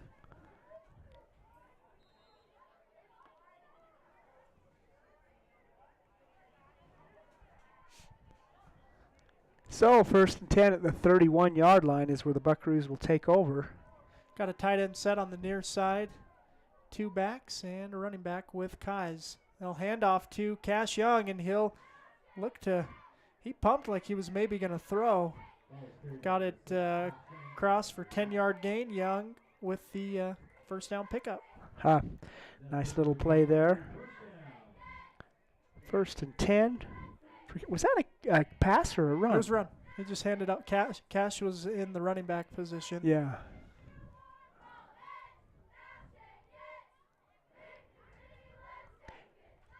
You're fine-tuning. The Buckaroos will be on the road next week. Go to Dolores to take on the Dolores Bears.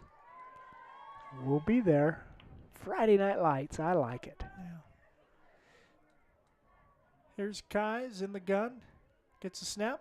Fakes the handoff. Looks to throw across the middle. A little low for Morrison. Incomplete. That'll bring up 2nd and 10. Kais again completed 6 of 9 passes. Really had a good first half. 4 touchdown passes. So 6 completions, 4 of them the play ended in the end zone. That's pretty good ratio right there. Yeah.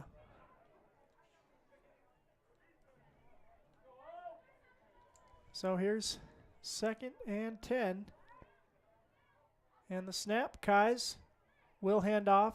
Now Young will throw it downfield to Gutierrez. Gutierrez going down the far sideline.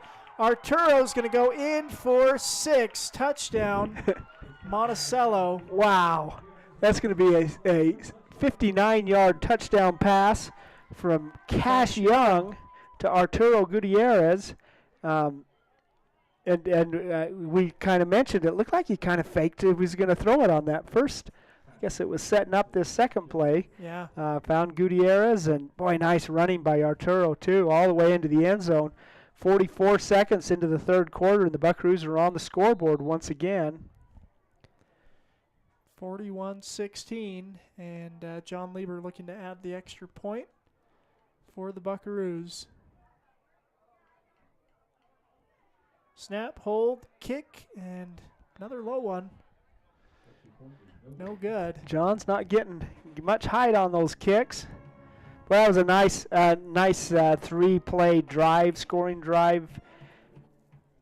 69 yards, and of course 59 of those yards came on that touchdown pass from Cash Young to Arturo Gutierrez. Nice run by Arturo all the way into the end zone. Yeah. 41-16 is our score. Yeah, very interesting design. Nice touchdown for the Buckaroos. We'll take a break and be right back here on Red Rock 92 StreamUtahs.live presentation of Friday Night Lights. Hello, this is Dave's phone. Leave me a message at the beep. Hey, Dad. I just drove past the park you took me to on my 10th birthday. Remember how we fell into this stream? I just wanted to let you know I was thinking about you. Call me back. Love you. Reminding someone of their worth is suicide prevention. Learn more at liveonutah.org. Oh, that's what that's all about. Welcome back. Friday Night Lights on Red Rock 92 StreamUtah.live. 41 points for the Buckaroos, 16 for Panguitch. Here's a boot. Good deep kick. Going to be fielded cleanly at the 20-yard line. And Heaton's going to be tackled out of bounds. 13. Jackson Breedlove on the tackle there. Yeah, Bryson Adair, I think, was also in there as well. And they've got an injury on the middle of the field for Panguitch. We'll take some time and be back here on Red Rock 92 and StreamUtah.live. Need fast internet in San Juan County? Emory Telecom delivers blazing fast fiber with no contracts and free installation. Power your home with reliable connectivity. Visit emorytelecom.com for details today. Get the resources and quality of a big school education and the support of a smaller school at Utah State Blanding. Explore over 70 degree and certificate programs to find your perfect fit and experience personalized learning with small class sizes and dedicated faculty while getting the classic college experience. A Utah State education is affordable too, thanks to competitive tuition and tons of scholarship opportunities. Visit blanding.usu.edu to learn more about becoming an Aggie in Blanding.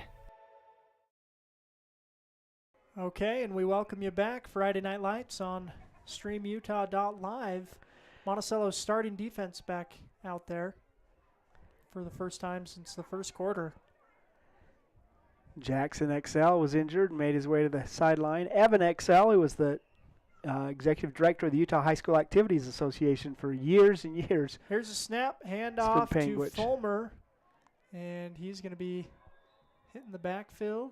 Canyon Christensen back there, Tommy Morrison as well.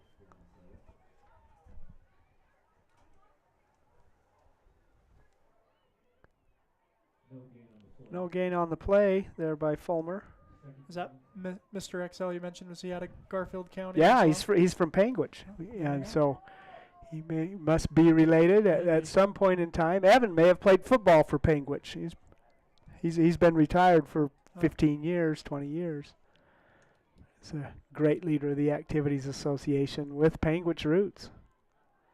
Well, 2nd and 11 coming for Panguitch. It's Heaton in the gun. Gets a snap. It's low, and his knee's down too. Yeah, they did blow it. Yeah, as he was just trying to scoop that up and had his knee on the ground, so that's a sack.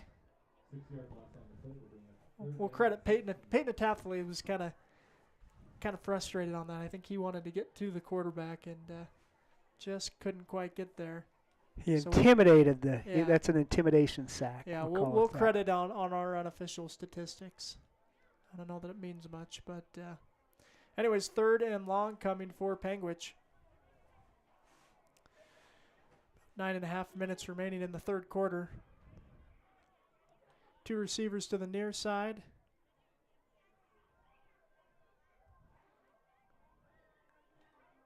Heaton takes the snap. He'll look to run the option. Pitches up high to Fulmer.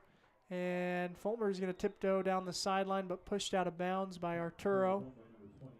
Landon also got some contact on him. So a good gain on 3rd down, but still well short of the sticks. Going to call that what are we going to call it? Looks like 4th and 10. That was a 4-yard gain there by Fulmer. So 4th and 11 coming for Panguitch. Been looking for number 3, Gage Stewart. He was 4th at 113 pounds for the Bobcat wrestling squad last year, but I haven't seen him yet. Well, 113 pounds, that's pretty small. Yeah. Here's a punt, booted away and picked up on the run by Arturo. Arturo gets loose from one tackle in the second, but not the third. Arturo gets it to the 48-yard line. Almost a horse collar. Yeah, high tackle, but, you know, you worry about it more when there's an injury. Arturo bounced up okay. And yeah. Guess they're going to spot at the 45. So 1st and 10 for the Buckaroos. They had 3 plays to score on their last possession. 25 points separates these teams at this point in time. 9-10 remaining in the third quarter. Home opener for the Monticello Buckaroos. In 2 weeks, they'll be having facing the Altamont Longhorns for homecoming. Yeah. Should be a great game. Here's a snap. Cash will get the snap and gets it up to Bean Rogers. Bean Rogers. William Rogers with the first down pickup off the screen pass. Good blocking from Arturo. And that's a 13-yard gain. 13 yards and a nice first down, and really nice. Bean picked his way down the field really well. Get into Bobcat territory, get a first down for the Buckaroos. See if they can build some momentum Young here. will roll left looking to throw, and he will throw. He's got Arturo down the near sideline. He stepped out of bounds, though.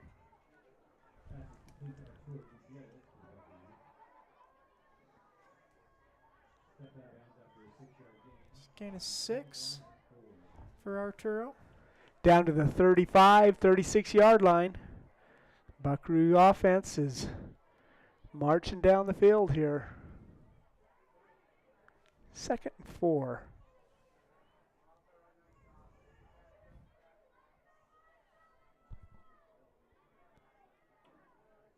Second and 4. Here's a snap. Young will hand it off, and good tackle. Landon Shumway is going to be bottled up by Fulmer. Loss on the play. 2 good wrestlers right there, but Fulmer's at a heavier weight, that's for sure. Yeah, I think that's the first. It's the first loss I can recall for the Buckaroos. I mean, they've had some incomplete passes, but it's 3rd and 7. Young, he's got pressure coming, and he's going to be sacked. Fulmer in there again. Senior finding some energy, and 2 plays moving backwards for the Buckaroos. So from 2nd and 4, now we're 4th and 15. And not seeing Lieber come in, so I think Monticello, of course, the quarterbacks are, able to short punt. Both Young and Kais have done it for the Buckaroos. So it'll be interesting to see what they do near midfield. I'm very intrigued. We mentioned it before, the punt return team for Panguitch, they just take all their defenders and put them way back. Here's a low punt, and it's touched by Panguitch. They are going to cover it up. Heaton covering it up, and so that'll flip field position. Panguitch will get another possession.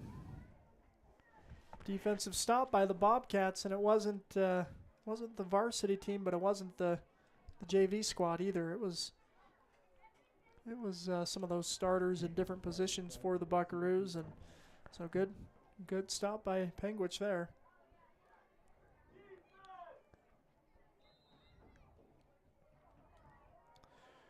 First and 10 for Panguitch.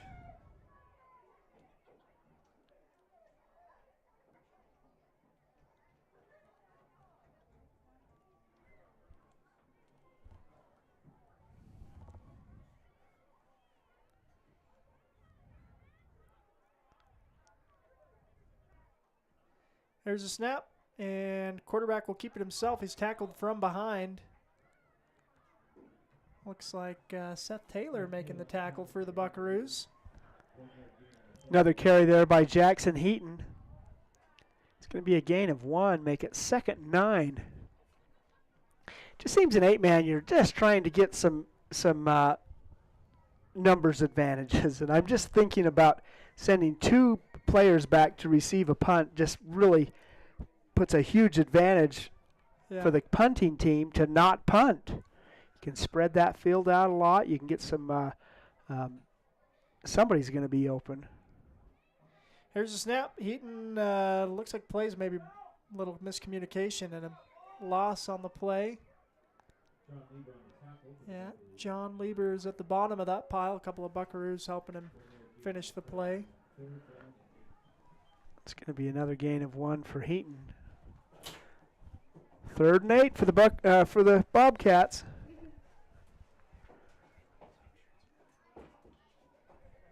(41-16) is our score. Halfway through the 3rd quarter. 6 minutes on the clock. Here in the home opener for the Monticello Buckaroos. Glad that you're with us on streamutah.live. Panguitch in the gun. Here's a snap. They'll run the option, and looks like Heaton's going to keep it, and he'll be pushed out of bounds. Nice hit there from Peyton Atathley. It's going to be close.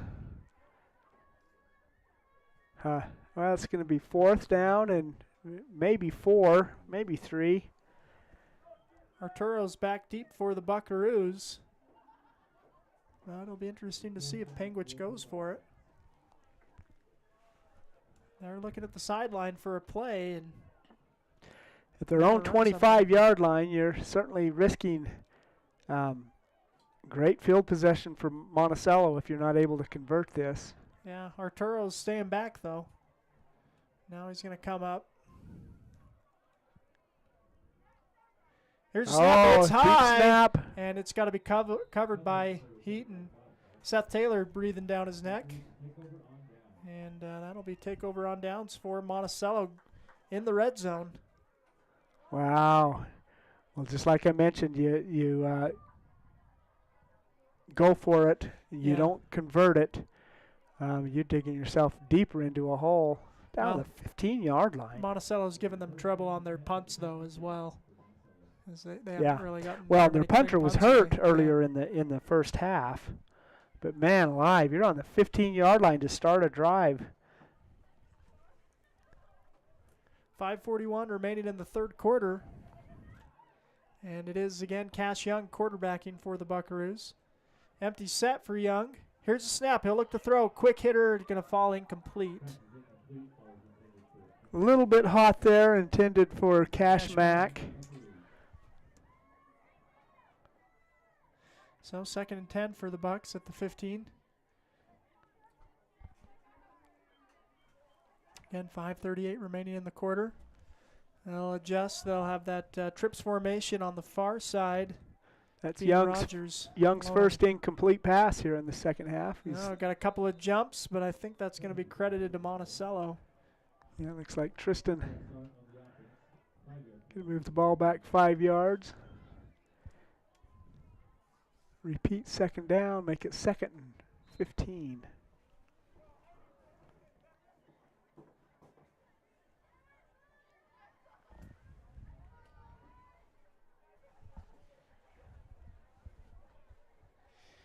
Yeah, 5:30 remaining in the 3rd quarter.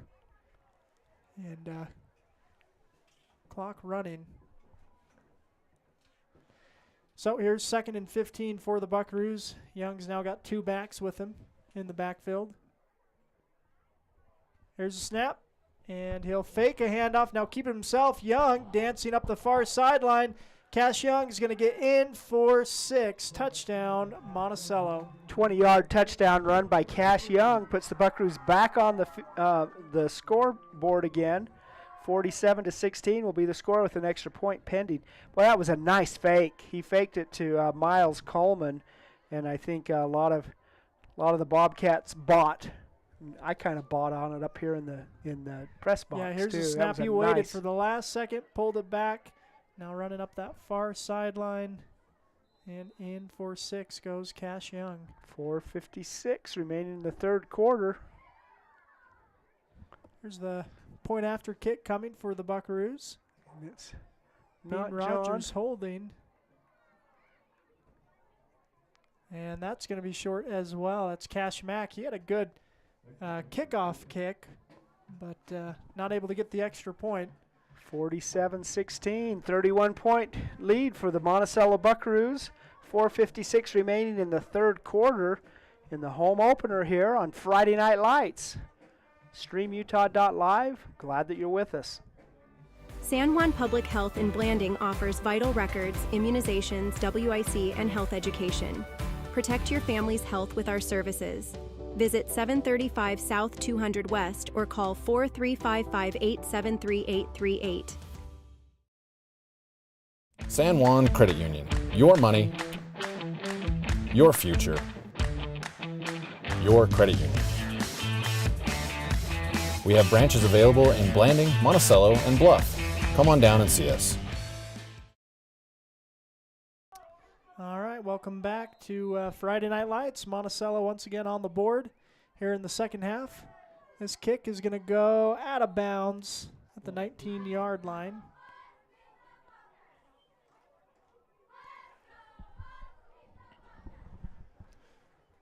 With a narrower field, it's easier to kick a kick out of bounds, which gives favorable field position to the receiving team. Yeah, so they'll be... So am I imagining it, or is there a new uniform for our officials out there? So they've got black sleeves. Oh, yeah. There's no stripes on the sleeves.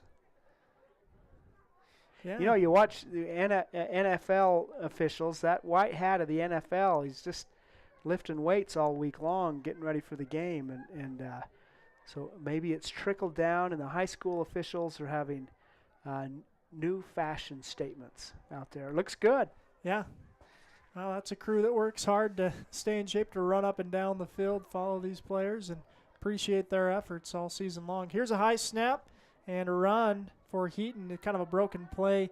Miles Coleman making the tackle alongside Diego Cortez. Gain of Jackson 5. Heaton, he's had a busy third quarter. He's carried the ball 6-7 times in the third quarter. Gain of 5. Make it second and 5 for Panguitch. 6 carries for -2 yards. Well, a couple of those low snaps that he had to just cover up too, you know. So I think he's done a pretty good job. But yeah, those not a net positive. It's Monticello pinning their ears back and trying to get in that backfield. Here's second and 5. Here's a snap. Heaton looking to pass. He'll throw across the middle. Ball's up, batted around, and it's going to be incomplete. Bean Rogers almost had it on the second bounce. Couldn't quite get it. It's intended for Tabbs, who had a reception in the first half. Falls incomplete this time. 3rd and 5.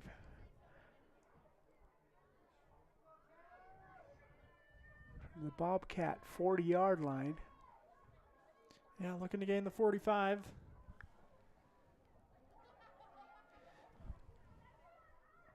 Here's 3rd and 5.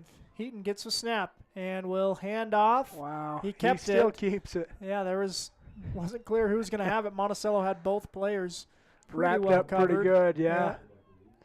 No gain on that play. It's going to make it 4th and 5. Couple of Buckaroo. Miles Coleman off the bottom of that pile along with Bryson Adair. Quite a few freshmen out there and quite a few upperclassmen too. It's kind of a mixed group. Cash Mack into the game. 4th and 5 for Panguitch. Here's a snap. They'll run the option. Oh, pitches man, it forward. it's on the ground. It's going to be Buckaroo ball either way. May have it. Yeah, I guess it doesn't really matter. And to me, honestly, it looked like a forward pass even. I guess our angle up here isn't perfect, but, I mean, it's a difference of 3 yards either way. Noah Diltz ends up with that ball, and they're discussing what they're going to call it because they call it a fumble recovery or a tackle right there. Yeah. 1st and 10 for the Buckaroos. They'll take over at the Bobcat 36-yard line.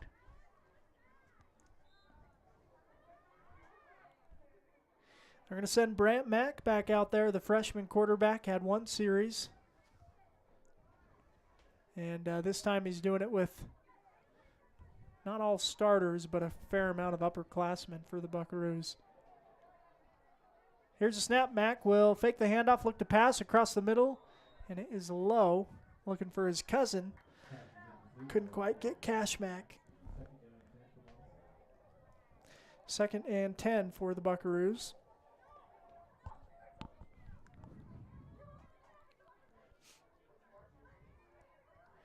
And 47-16 the score.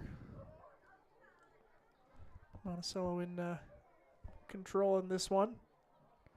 Close to a running clock. Here's Brant Mack, the quarterback. Gets the snap, looks to pass across the middle. This one caught. Boy, that was a nice pass, a nice catch, nice run. That's Canyon Christensen, I believe. Move the chains. Mack to Christensen, good for a 1st and 10. Get the ball down to the 18-yard line. So that's a 19-yard completion there. Good for a 1st and 10. Nice confident throw, good catch, and Canyon ran well with the ball afterward.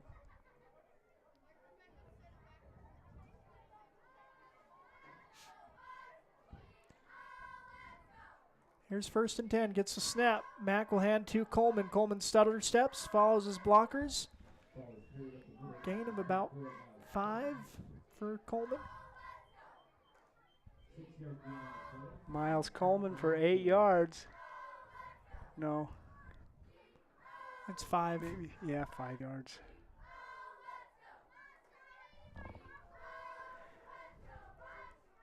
Two minutes remaining in the 3rd quarter. Here comes 2nd down for the Buckaroos again.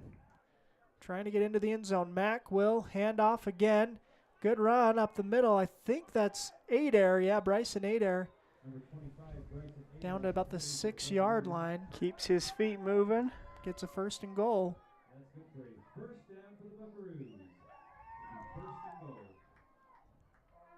Move the chains. 1st and goal for Monticello.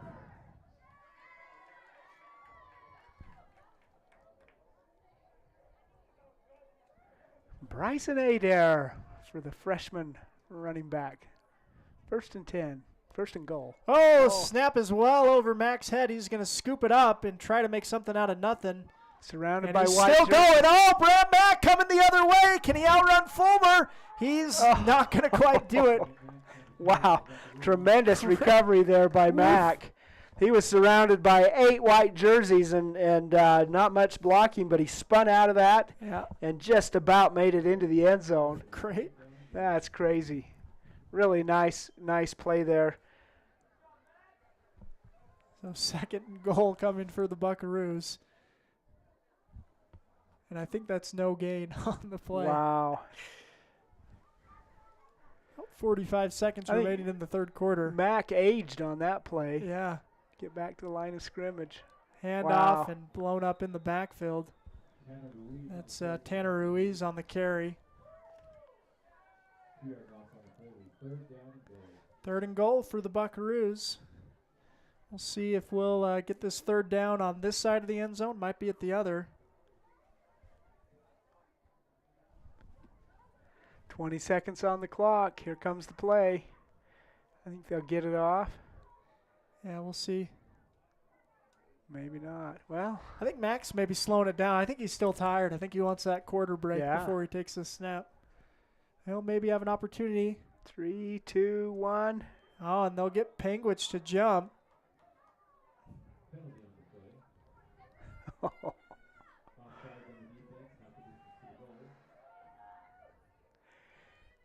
That's going to be a 4-yard penalty because it's half the the distance to the goal. And we will get this play in this half of the field. So we'll be looking to the south. Well, no, I guess I'll have the final play, won't they? Yep. Yeah, with that penalty.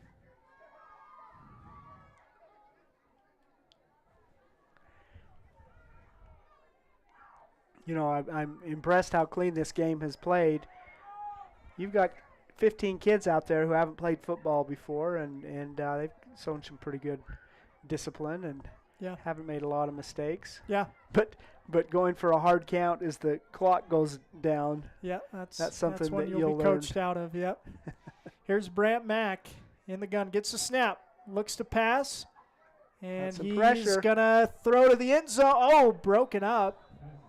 Nice play on the ball by number 3 there. That's Gage Stewart. That's our wrestler who broke on the ball really well. So an incomplete pass will be the final play of the third quarter. 47-16 is the count. We'll take a break and be back here on Red Rock 92 and StreamUtah.live. For over 75 years, San Juan Health has offered top medical care in Blanding, Monticello, and Spanish Valley. Visit sanjuanhealth.org for our services. San Juan Health, chasing perfection since 1947. With a changing economy and advancing technology, it's time that marketing and selling of real estate in San Juan County catches up. Four Corners Homes and Property Management is changing the game. Every Four Corners Homes listing includes 3D mapping and virtual tours, professional photos, a digital and global 21st century footprint, and marketing exposure that makes it easy for buyers to find and identify what makes your listing unique. Marketing and exposure sells real estate, and if you want the best, you need Four Corners Homes on your team. Find us at fourcornershomes.net or call 801-404-0058. Empire Electric is excited to sponsor the student athletes of Monticello High School. We know sports help build athletes' character, and that carries over to the classroom. Empire Electric believes education opens opportunities, and we offer financial assistance to co-op members for higher education and vocational training. We also provide leadership growth opportunities for high school juniors through the Colorado Youth Tour and a leader. All right, here comes the field goal attempt. And I believe that's Hatathley kicking this one. Snap, hold, boot is, hits the crossbar. And that'll be no good. If that's a 10-foot crossbar off the ground, I think you got 9 feet and 11.5 inches. Yeah. Clunked that, no good. Score remains 47-16. Panguitch will get the ball, turnover on downs.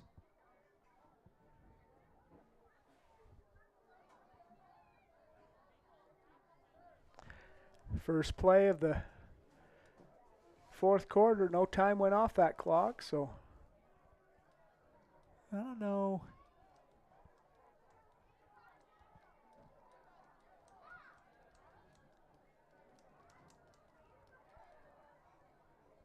They're waiting for a ball from the Panguitch sideline, I think. That's what's going on.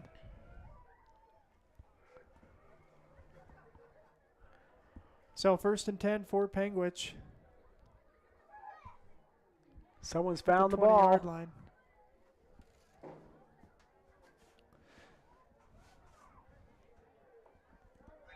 First and 10 for the Bobcats. And once again,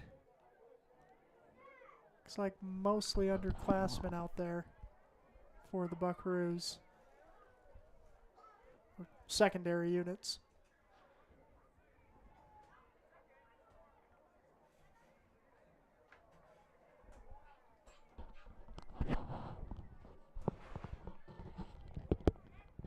I think they're signaling they want the clock to run. 4 seconds off the clock on that play. All right. No clock on an extra point, but field goal. Clearly a field goal attempt. Got running clock. Here's a snap high, and Still's got the ball. Heaton with it down the far sideline and tackled. Let's see who made that tackle on the far side. I think that was Miles Coleman. Heaton's feeling the heat. Yeah. 2nd and 8th 9. play in a row that Heaton has run the ball. Oh, they had one pass attempt in that run, but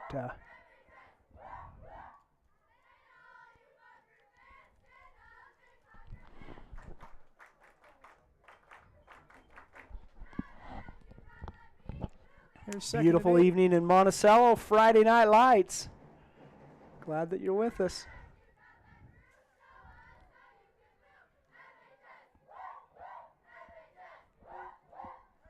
Here's a snap. Heaton will pitch to Fulmer. And good stiff arm, still on his feet. Still going. And he'll step out of bounds. Right at about the 46-yard line. Nice gain there for Heaton, or for Fulmer.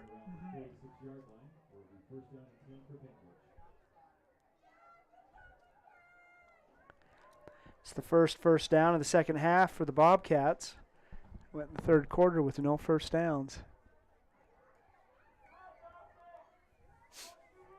1st and 10 for Panguitch, looking for the call from the sideline.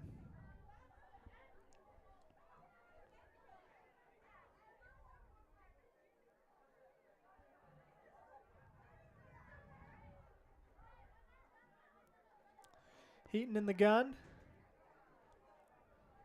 Here's the snap. They'll pitch, and ball's on the ground. They're Adams fighting was for close for it. I think Fulmer's going to get it. They had a flag, though, too. I don't think that they were set. Yeah, I think that Panguitch had too many receivers on the line. Yeah, off the line. Dalton Adams gets the fumble recovery, though. So Monticello will decline that penalty and take the turnover.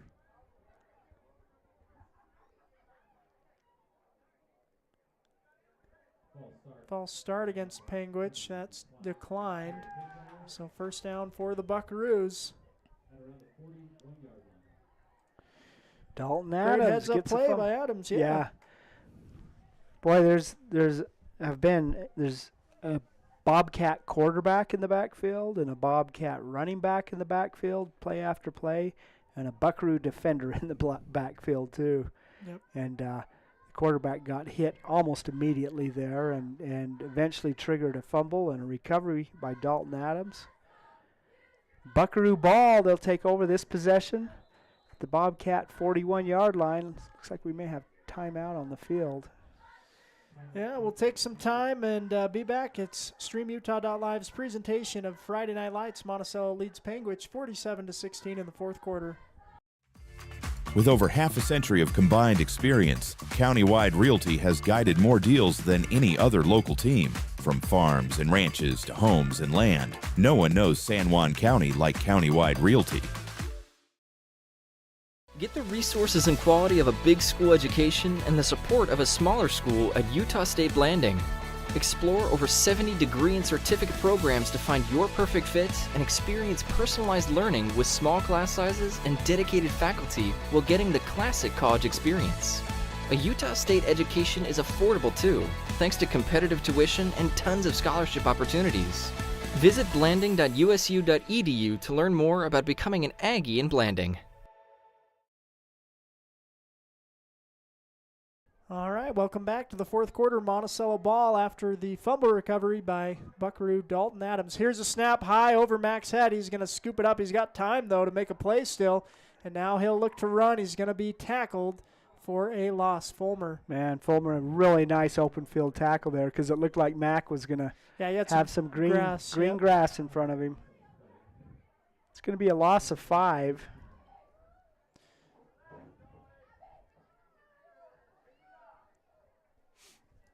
Yeah, so 2nd and 15 coming for the Buckaroos. You know, you have an underclassman, a freshman, but you're also used to a 6'2" quarterback.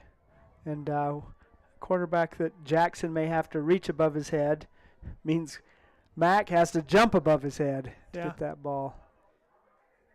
Here's a snap high. They're going to hand off to Bryson Ader. Oh, no, they're going to throw deep, and it's going to be intercepted. And Panguitch was waiting in coverage for that. Good tackle by Adams as Heaton makes the interception and return. Yeah, I think the read there is to hand it off when there's only 2 defensive linemen and the linebackers are 5 yards back, you know. Boy, Mac throws the ball with confidence. Yeah, you know, his mechanics are really good. Steps right into it. Yep. Maybe his read was off a little bit, but his mechanics were excellent on that. Yep. Hayden Peterson into the game for the Buckaroo defense. 9:47 on the clock remaining in this game. 47-16 is our score, a 31-point lead for the Buckaroos.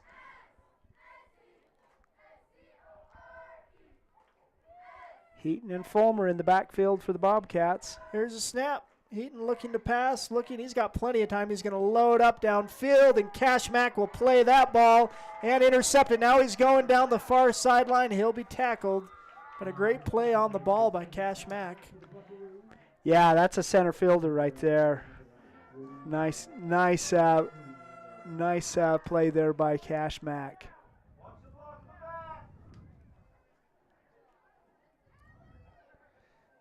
Here's that interception again. Lobbed up, Mack playing the ball, grabs it, bobbles it, pulls it in, and then a pretty good return as well. 39-yard line as the Buckaroos will take over. Their last possession started on the 41, so they've started most of their possessions on the Bobcat side of the field. They're playing a little tennis too. Turnover, turnover, turnover. Yeah. Back and forth. Here's Mack in the gun. Here's a snap, pressure coming. And they'll throw a quick little out route. And good running there on the catch for Breedlove. Jackson Breedlove on the catch. Nice delivery under pressure by Mack. Yeah. Bryson Adair also doing a good job picking up the blitzing backer to give him just the second he needed to deliver that pass. It's good for a 1st and 10, 15 yards.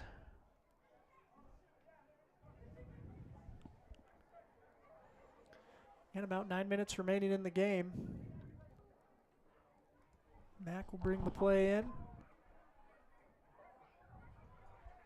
2 receivers to the far side, 1 to the near side. Here's a snap low, and Mack will get it up. Now he's got pressure coming. He's going to just look to run, and he's going to gain yardage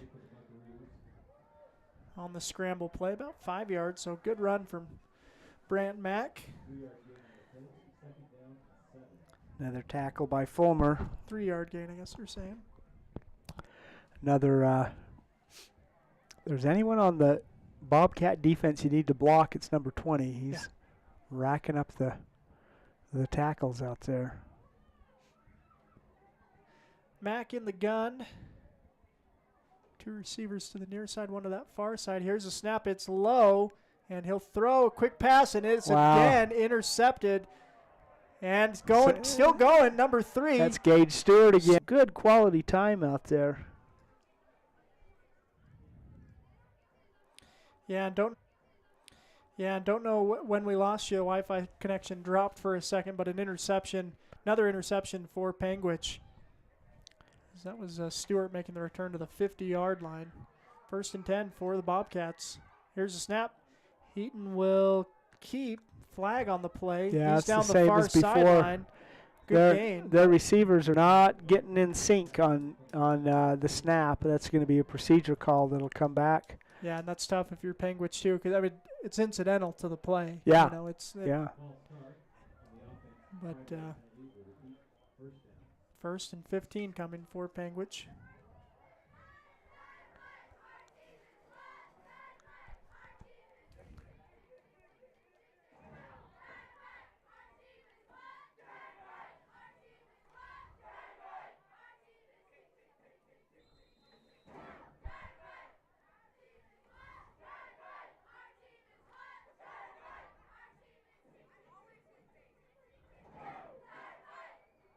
So 1st and 15 coming for Panguitch.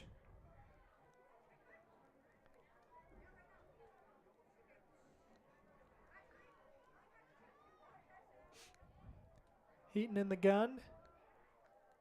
Nope, snap is up over his head, and he scoops it up now, looking to make something out of nothing. And he's going to be escorted out of bounds by the Buckaroos' Bryson Adair. Good hustle by Bryson there. Does that and then even tries to adjust the sideline marker afterwards. Man. Or was that? Good energy there by our underclassmen. Looked good out there. That actually may have been Tristan Hatathley. Yeah. 25-26. Looks the same with those jerseys scrunched up. So Hatathley there with the play. It's a loss of 6 right there. 2nd and 21. 6:50 on the clock. And Panguitch has got to use a timeout as those receivers are still not quite sure what they ought to be doing there. They're going to work that out. Panguitch taking a timeout. Let's take some time to thank some of our readout sponsors. Yeah, these sponsors, just like all our others, go out of the way to support our local teams and support these broadcasts. They wouldn't be possible without them. We thank them for their sponsorship. They include Crowley Construction, dirt work, road construction, driveways, any job big or small, give Crowley Construction a call. San Juan Pharmacy has been serving San Juan County and supporting local teams for decades. Flights Gymnastics, a proud supporter of local sports and a great start for your kids. Diamond Designs have a wide variety of quality products, and they can customize and personalize them all. Westcott Motors, providing San Juan County with quality, affordable vehicles. View their inventory at westcott-motors.com. Get everything you need at the Napa Motor Parts stores in Blanding and Monticello, and Dependable Auto Repair in Monticello. 2nd and 21 coming up for Panguitch. Here's a snap again high, and quarterback will just keep it himself off that far side double team. Runs Great it. work. That was a Oreo sandwich out there. Heaton smashed in the middle of two black jerseys. Pulled down. Boy, they're marching in the wrong direction there. Tanner Ruiz, one of the Buckaroos, in on the tackle. Another freshman. 5-yard loss. We're getting close to a 3rd and a country mile. 3rd and 26 is close, but I don't know that it meets Rhett's official 3rd and a country mile. Yeah, Rhett Sifford, he likes to break out the country mile, and we live out in the country, and it's a long way, so I'm not going to argue. Here's 3rd down. Looks like they're set to punt. Yeah. Going to punt on 3rd down. Well, maybe the marker was off. Picked up near midfield. No, that was 3rd down. They had a penalty on 1st down, so they replayed that. Lost 6 on 1st down, 5 on 2nd down. So punted on timeout on 3rd down. On 3rd down.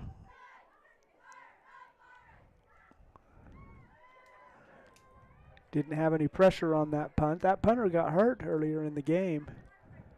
Yeah, well, you know, not gonna have a lot of resistance on a 3rd down punt from the defense. 1st and 10 for Monticello. And they're in their huddle right at the line of scrimmage. Panguitch could come just listen to that huddle. Yeah. All right, 1st and 10 for the Buckaroos.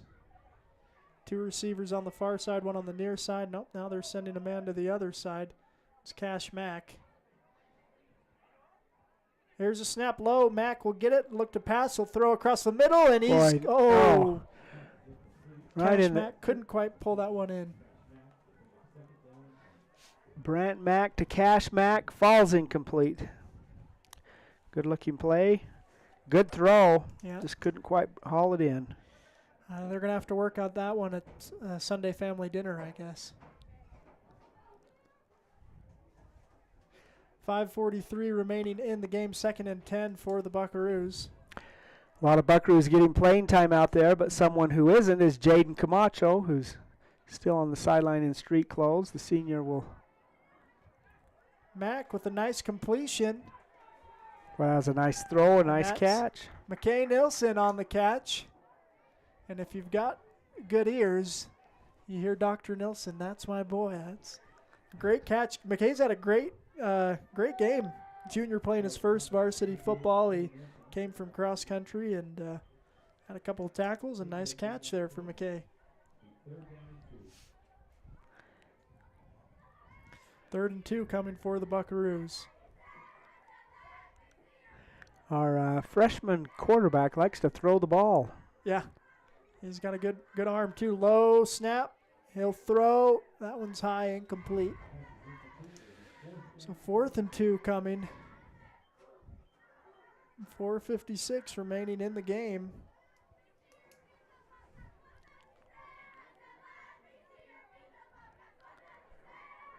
Logan Bowles into the game for the Buckaroos. 4th and 2.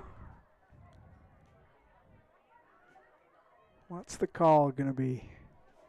4:56 remaining on the clock in the game. 47-16 is our score. Comfortable Buckaroo lead. Yeah, Monticello improved to 2-0 on the season. White had adjusted the spot of the ball. It's 4th and 2. Here's the snap. They'll hand off. And falling forward. I don't know if that's Arturo or Bowles. I think right. that was Bowles. Very close to the line of scrimmage. Yeah, that's Bowles. See the spot? I think that's going to be short. Turn the ball over on downs. Turnover on downs. Possession to Panguitch.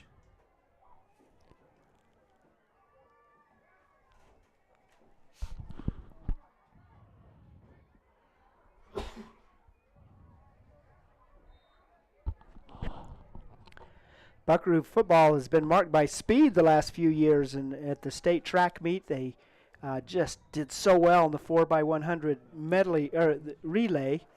But 3 of those kids graduated. Jaden Camacho was the only one returning, so the Buckaroos will be anxious to get Jaden's speed back on the field. But he hasn't played these first 2 games.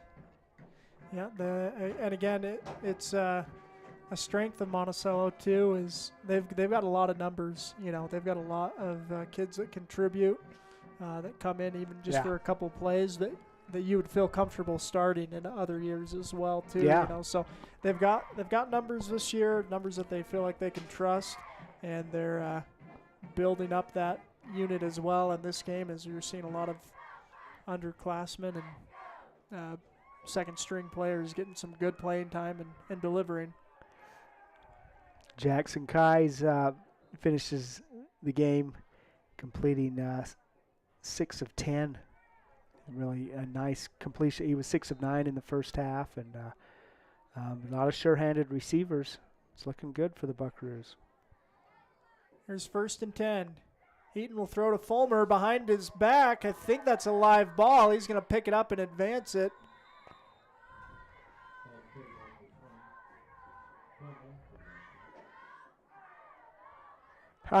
Turns that into a 4-yard gain. Yeah. He was jogging to the ball almost like it was a forward pass, and Monticello unable to get there, but a gain. Looks like that spot's a little bit different, a 2-yard move it back, 2-yard gain, but still a gain. Yeah, he was a little bit relaxed about it, and Jackson Heaton, who threw that ball, realized it may have not been a forward pass. He was going full blast. Try to pick that up. 2nd and 8. And the clock is ticking. We're under 4 minutes.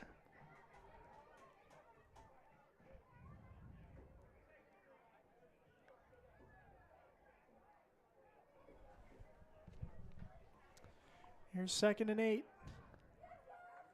And the snap is high and handled by number 21, who pitches it forward to Heaton, who goes up the far sideline and is tackled. Maybe stepped out of bounds before. Cruz Spencer was the quarterback on that. Yeah. Stepped out of bounds before, 5 yards before where he was tackled. But it will be enough for a first down for Panguitch. 3:33 remaining in the game. Bobcats driving.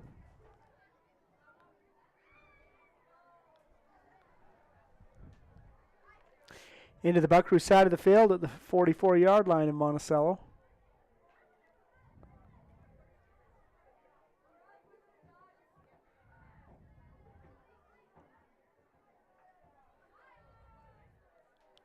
Here's 1st and 10 at the 44-yard line for Panguitch. And the snap. Spencer looking to load up. He'll throw. Caught. And making one man miss, but not the next. A couple of Buckaroos making the tackle there. Tanner Ruiz in on the tackle, and then there's someone else on the bottom of the tackle. I think that was, that 5 and 6, hard to tell the difference. I think that was Bryson Adair, though. helping out there. So 2nd and 10 coming for Panguitch. About 3 minutes remaining in the game.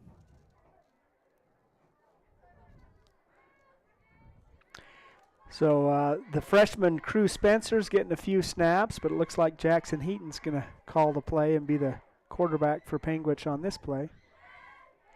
Yeah, it looks like Fulmer after that tackle. I mean, that was maybe why he was jogging too. He went to the sideline for a couple plays after that, so he had something bugging him, but he's back. Here's the option for the Bobcats. Heaton will keep it himself, cuts up, and tackled down at the 40-yard line. Gain on the play. 4-yard gain. 3rd and 6 coming for Panguitch. Probably be inside 2 minutes remaining on the clock by the time they snap this. Mm-hmm.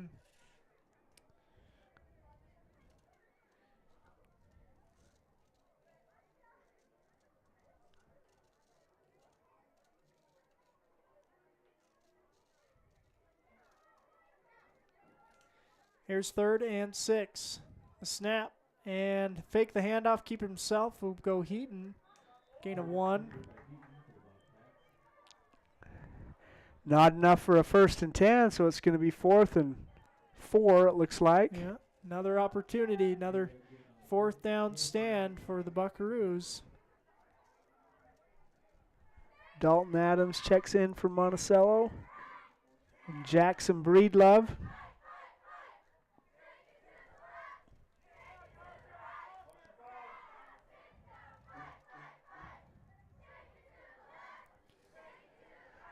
Here's 4th and 4 for Panguitch. Snap high, they'll pitch it to Fulmer. Fulmer coming this near side. It's on the ground, picked up by Monticello. Recovered. Nice regardless, but pick up there by Jackson Breedlove.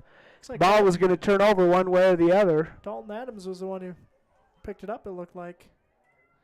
1 minute remaining in the game. See what the Buckaroos send out here.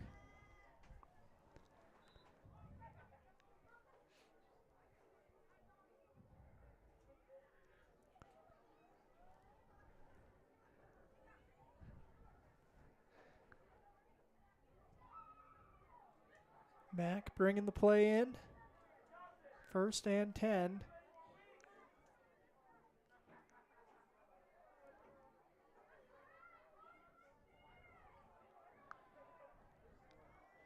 Two receivers on the near side.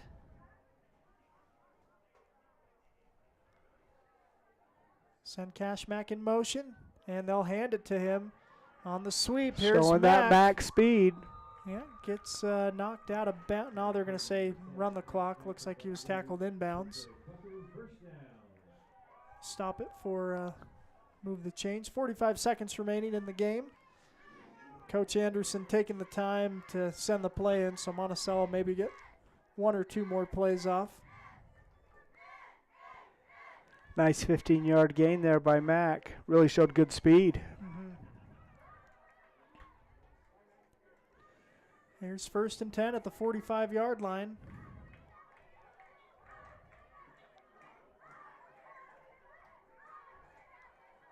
Here's a snap, and Mack will take a knee.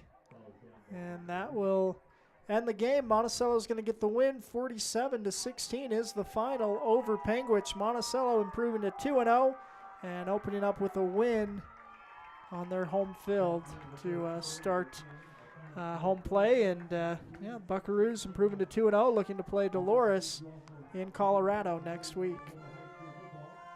We'll take a break, hear from some sponsors. We've got a lot of stats to compile, information to give you on the game. But again, a big win for the Buckaroos. 47-16 is the final. Take a break and be back here on Red Rock 92 and StreamUtah.live. Get the resources and quality of a big school education and the support of a smaller school at Utah State Blanding. Explore over 70 degree and certificate programs to find your perfect fit and experience personalized learning with small class sizes and dedicated faculty while getting the classic college experience. A Utah State education is affordable too, thanks to competitive tuition and tons of scholarship opportunities. Visit blanding.usu.edu to learn more about becoming an Aggie in Blanding. Building a state championship team requires a lot of hard work and dedication on the part of athletes, parents, and coaches. Although receiving a trophy is an amazing experience, even more important is the personal character and strength that students can develop and then use throughout their lives.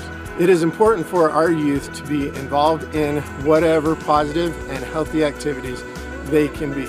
And it is important for parents and community members to support them. By providing opportunities for positive involvement, teaching skills required to be successful in that involvement, and by giving recognition to our youth when they use those skills, we are helping reduce the risk of youth substance abuse and suicide in our communities. Whether it is a state championship team, learning to play an instrument, excelling academically, or simply learning to work hard and believe in themselves, the benefits gained from those efforts are great examples of increased protection against unhealthy behaviors. We need to work together as parents, teachers, families, and community partners to make this happen. Let's do this!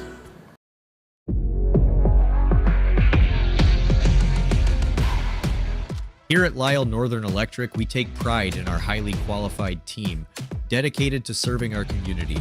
Whether you need commercial, residential, or solar electrical services, our certified experts are ready to meet your needs. We are proud to support our community, especially our youth and high school athletics. Lisle Northern Electric, serving our community since 1957.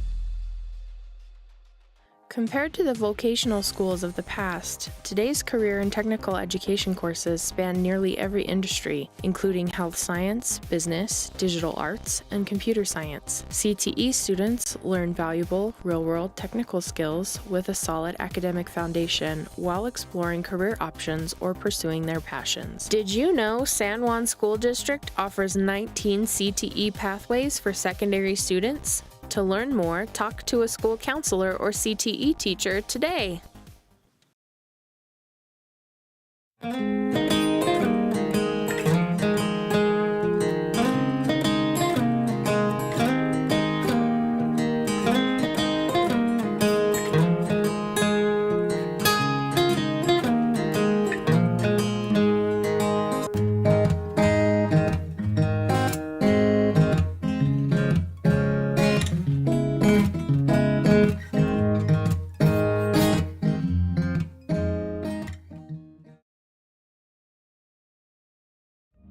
San Juan Credit Union, providing exceptional financial products in southeastern Utah for over 60 years, is proud to support our local high schools. With branches in Blanding, Monticello, and Bluff, along with an ATM in Montezuma Creek, access to those products is easier than ever.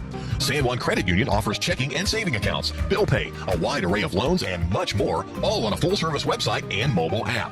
Plus, they're federally insured by the National Credit Union Association. San Juan Credit Union, your money, your future, your credit union.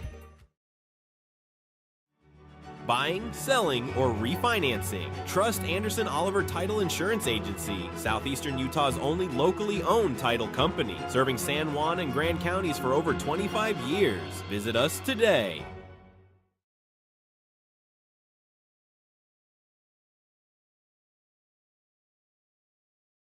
Planning a weekend project? Red Zay's Hardware in Blanding has paint, tools, grills, and yard supplies from top brands like Craftsman and Weber. Visit us for great deals and expert advice. San Juan Public Health in Blanding offers vital records, immunizations, WIC, and health education. Protect your family's health with our services. Visit 735 South 200 West or call 4355-873838.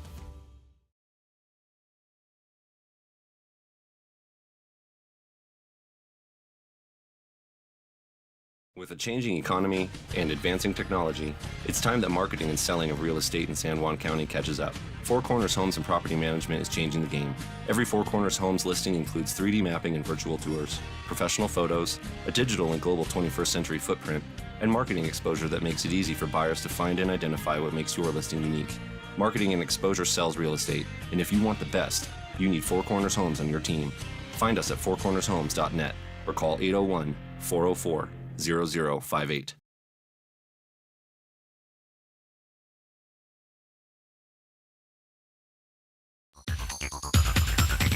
Empire Electric is excited to sponsor the student athletes of Monticello High School. We know sports help build athletes' character, and that carries over to the classroom. Empire Electric believes education opens opportunities, and we offer financial assistance to co-op members for higher education and vocational training. We also provide leadership growth opportunities for high school juniors through the Colorado Youth Tour and a leadership camp held in Steamboat Springs. Ask your counselor how to apply or check out eea.coop. Go Buckaroos! San Juan Building Supply in Blanding has lumber, tools, and building materials for any project. Enjoy quality products and expert advice. Call 435-678-2000 or come in and see us at 1050 South Main Street. All right, welcome you back. Friday Night Lights on streamutah.live and Red Rock 92. Up in the booth now. Let's see here. I'm going to try and get this camera. All right, we got Arturo Gutierrez joining us now. Arturo, tell us about that play. That was a nifty play on that pass from Cash. Tell us about that design. Yeah, coaches had a good design on it. It's the spot route, and we ran it the previous play before, but he ran it. But then the corner just broke down, and Cash just made a good read in through it for us. That was awesome. Great play, great touchdown. You've run the ball really well as well. So you're kind of, Coach, talking to Coach before the season, he said you're kind of the utility man. He puts you at D-back, puts you at linebacker, puts you at running back, puts you at receiver. What do you like doing the most? Oh, I like playing receiver. It's all fun. I just like being on the field. That's awesome. Well, it was a great catch, great open field running. We've really been impressed with your running mechanics as well. Didn't know you could do that. You're a wrestler. You're not running very fast in wrestling. Yeah. So, or baseball either, sitting there at catcher. So tell us, you've been working hard, getting your speed up? Yes, sir. Go to the weight room every day and just work hard. Very good. We got your teammate here, Bean Rogers. He's had an impressive couple of weeks. Tell us what it's like when you know the team's passing. If you're playing corner, that Bean's back there playing safety. Yeah, he's a good safety. He plays really good, and when he's back there, it's kind of guaranteed pick. He's just really good at it. Yeah, really good ball hawk. It's fun to watch.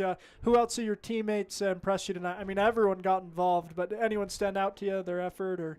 Or they all did. Cash was really good. Really all the JV coming, playing hard, and waiting in the sidelines. So that was awesome. Well, congratulations, Arturo. Great win, great score, again, it's you and Bean both. We grabbed you both because you guys have played 2 weeks back to back really well. So it's been fun getting you guys this year. So thanks, Arturo. Thank you. All right, we'll grab Bean Rogers next. All right, Bean, you had a couple grabs today. Tell us, what it's. I mean, you're kind of a similar spot in Arturo that coaches will put you wherever. Yeah. What's it like, playing on a team where you can be asked to do anything at any time? I'm comfortable everywhere, and just in all my positions, I know I can trust all my brothers, and we all just play hard. That's awesome. Well, it was a great win. Again, same question. Who of your teammates impressed you tonight? Thomas Morrison. He always impresses me. He's always a dog out on the field. And then Logan Bowles, he stepped up and played a big role tonight. Yeah, he played really well. I do want to take it back because, again, that was a big – you guys actually both back-to-back. I forgot about that. You guys had big plays to end the first half against St. Joseph. They had just scored. Tell us, tell us about that pick play last week. When I was at safety, so their main receiver was number 4, so I knew I needed to watch him. So I kind of played a little bit more to the right, and then I saw the QB's eyes, and I just knew it was coming. Well, you had a great read on the ball, and you've got a great ball hawk ability. Again, fun to watch you play. Fun to see you hit as well. What are you looking forward to next week and as the season comes along? Next week I'm looking forward to another win, but we all got to play hard, practice hard, and study film. Well, very good. It's paid off for you guys so far, 2-0 on the season. Anyone you want to shout out before we let you go? I'd like to shout out my friend Avery. He's JV D-line and O-line. He's just dog on the field. Yeah, he was great out there too. Again, it was one of those nights where we're glad we grabbed you guys because you guys have played 2 good games in a row, but really everyone on the team really contributed. A really great team win. But congratulations. Thank you both. Thank you. All right. Our appreciation again. That's Bean Rogers and Arturo Gutierrez. Thanks, guys. Again, Monticello getting the win here tonight at home for the first time this season. And good win for the Buckaroos. We'll go ahead. Let's see. Maybe I'll play some highlights from the game so far as Bill Boyle continues to gather those statistics, replays from throughout the game. Let's start with the first one we got here. It's Jackson Kai's really efficient on his throws tonight and getting a touchdown there to Tommy Morrison to open up the scoring for the Buckaroos. That was on their first possession of the game. And then a punt going nowhere for the Bobcats. Monticello's defense really causing troubles. Special teams swarming to the ball. Looking other plays throughout the night. Let's see here. Here's that second touchdown. That pass from Kai's to Tristan Burtonshaw out of that fullback position. Bill and I were debating it at first, but that was Burtonshaw that did have that snag. Burtonshaw also had the safety later in the game, so good showing from that junior there. Taking a look. Here's a beautiful play from Kai's way downfield to Tommy Morrison. Love that deep throw. From Kai's to Morrison. Great play for the Buckaroo senior duo. Taking a look. Here's the point after try. That was kind of fumbled and they had to throw it. Bean Rogers, I forgot to ask him about that. Again, this was a game full of events, and one of them was Bean Rogers getting the 2-point conversion throw into Peyton Hatathley. Taking a look, another replay from the game.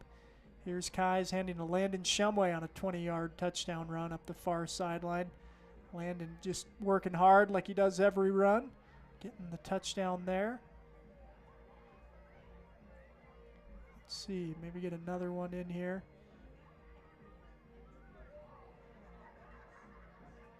Here's an interception return by the Buckaroos. Again, that's number 30, underclassman. I'm having trouble remembering. Number 30, you think Monticello football the past couple of years, you think Tavin Black, but it's Diego Cortez. That's right, Diego with a nice interception as well for the Buckaroos. Let's see here, see if we can grab another one. Another highlight for the Buckaroos. Here's that touchdown for Arturo Gutierrez off the Cash Young pass. Slips the one tackle, then the next. Good speed from Arturo in the open field, getting the touchdown.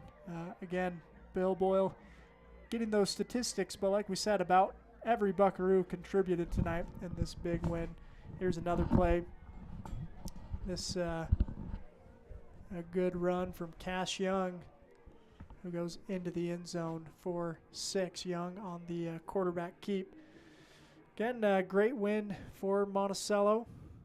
Boy, it really was a tremendous dominating win for the Buckaroos, and a lot of players got a lot of time on the field. Offensively, the Buckaroos, Jackson Kai's completed 6 of 10 passes for 96 yards and 4 touchdown passes. Excellent day for the senior quarterback. Cash Young really was very efficient. He just passed the ball 4 times, but completed 3 of those passes for 78 yards and a touchdown. Brant Mack, the freshman, looked good, I thought. He completed 4 of 10 passes for 19 yards. Really throws a nice ball, and it looks good for the future at the quarterback position for the Buckaroos. Running Shumway was dominant, 9 carries for 78 yards and a touchdown. Arturo Gutierrez had 4 carries for 48 yards and a touchdown. And then he had touchdowns on the receiving side of the field, an 8-yard touchdown catch for Arturo. Tommy Morrison had 2 touchdown catches, and Tristan Burtonshaw, as you mentioned before, had a touchdown catch. You know, a dominated win, 47-16 is our final score. The Buckaroos looked good. They rolled. They're 2-0 on the season. Moving ahead to the 3rd game of the season will be next Friday in Dolores. We'll broadcast that game on streamutah.live. Should be a great game. The week after that is homecoming here in Monticello, where the Buckaroos will take on the Altamont Longhorns, and that should be a fun game too. Friday night, 7 o'clock, the place you want to be is watching football one way or the other, and if you're following the Buckaroos, we're glad that you're able to join us. And really, it's fun to see these broadcasts, what the streaming numbers are. A lot of people go home and they want to watch a rerun of the game, and anyway, so it's great to be able to carry these games. Yeah, it's been a lot of fun. Again, Monticello getting the win as they'll look to improve and continue to move forward as the season moves along. The Buckaroos now 2-0, playing in Dolores next week. Should be a great game, Bill. Any other final thoughts before we go? No, I think Buckaroos are rolling. It's going to be a fun season. We're 2 games into it already, and it's going to be fun leading all the way up to for the 4th year in a row, we want to play the last game of the season, and it's going to be a fun one. Yeah. Well, very good. We'll send you out with the close, get you to all of our sponsors to close it out. And thanks for joining us for Friday Night Lights on Red Rock 92 and streamutah.live. Night Lights is a production of Red Rock 92 Sports and streamutah.live.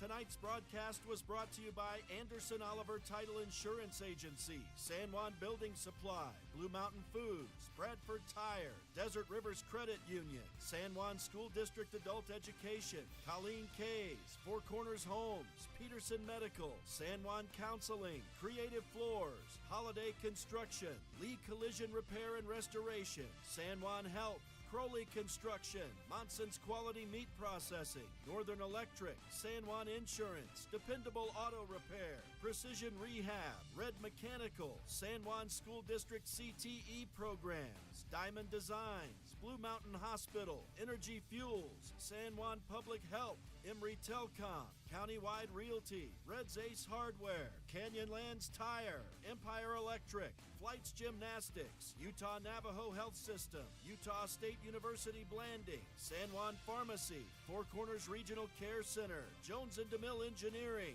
Napa Motor Parts, San Juan Credit Union, Primary Residential Mortgage, and Westcott Motors. We're the home of live high school sports coverage in southeastern Utah, Classic Hits Radio, Red Rock 92, and streamutah.live.